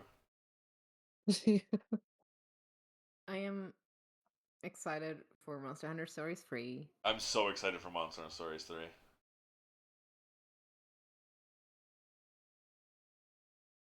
I guess that's it. Yeah, I can't. I don't actually know any other games coming out next year. I'm also excited for the Dynasty Warriors Origins DLC, and that's all I yeah. know. Fields of Mystery 1.0 probably, maybe. Yeah. I'll finally start playing. Yeah. Do I have? Wait, I think is. I think I was looking at my wish list yesterday, and there was something coming out like Q1 next year. What was it? Wish list. Oh, it was hipster indie humaniki like after Ooh. school afterlife. Don't Stop Girly Pop. End of January this year. Not this, well, January 2026, end of January. Oh yeah, and I was just looking at my calendar thing the other day, and I saw a throwback low poly 3D platformer that piqued my interest. It's releasing in January, and I'll see how it does have a demo. I should check that out. I'll see if I like it. Calendar. All right. The calendar, the Steam calendar thing, actually good, honestly. Yeah, actually good. Fucking buried, but actually good. Like there are like it's not perfect, but it does actually like show things that you would otherwise not have seen. Pathologic 3. That is insane to see that. Did anything ever come of like the allegations with the pathologic guy? I didn't even hear about those. Yeah, there were. So I guess not. Yeah, it's a difficult situation because he's Russian, right? Like it's, and he's apparently a teacher, and there were like his one or more of his students like came out with like how he had been doing inappropriate things with students. Like it's I think college, but like college age students, but still. Yeah. And I think because I think he's Russian. Because of like the language barrier. I don't know what else happened with the situation. I think just like the initial stuff came out, and like nobody's really like talked about it again. But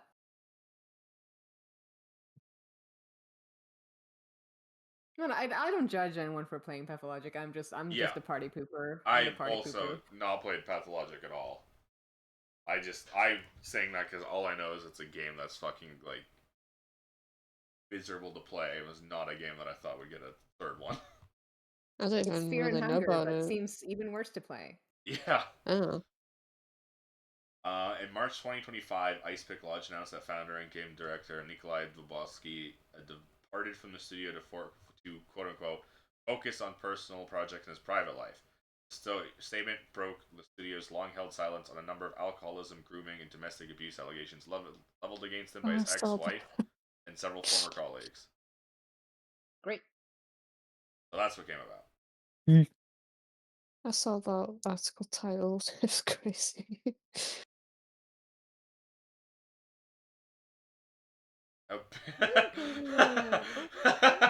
How a bigger looking butt could be a sneaky sign of autism and ADHD. Crazy.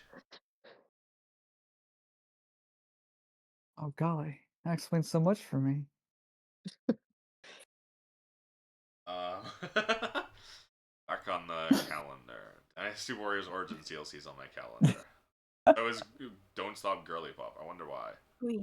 There's a Toho game on it now because I've been playing Toho. Yeah, I had a Toho game also. Ho ho I think I ho! had multiple Toho games. There's like a Toho what's platform fighter.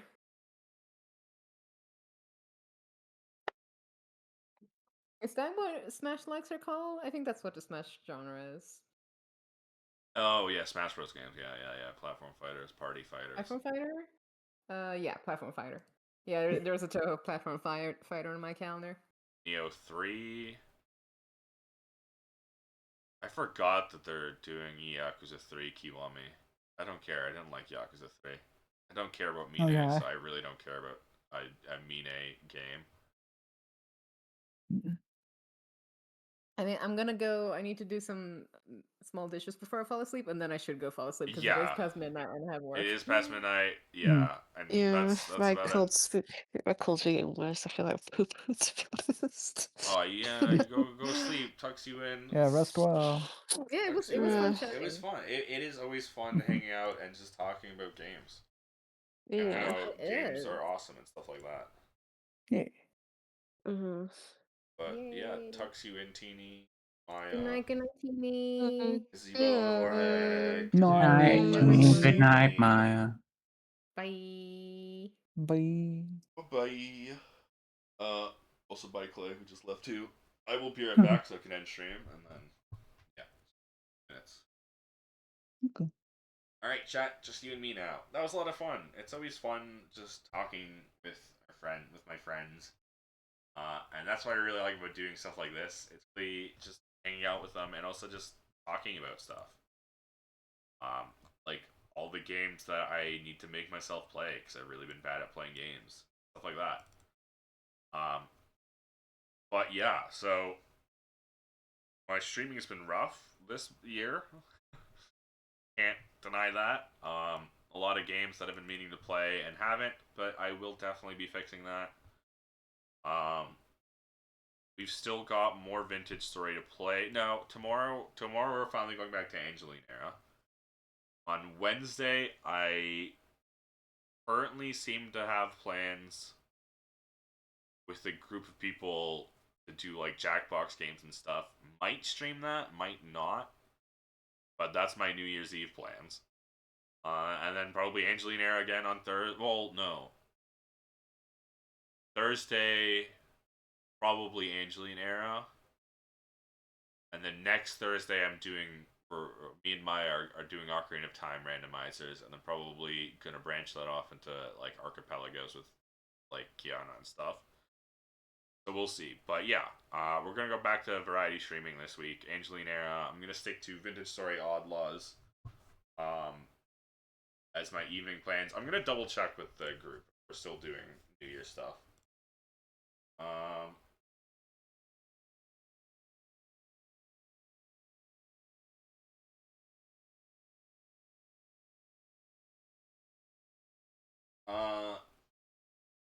Chat, join the Discord for announcements on such cool games. Yes. Yeah. Remember to join the Discord if you want to keep up to date with my streams. It's the best way to do so, other than following me on Twitch if you haven't yet.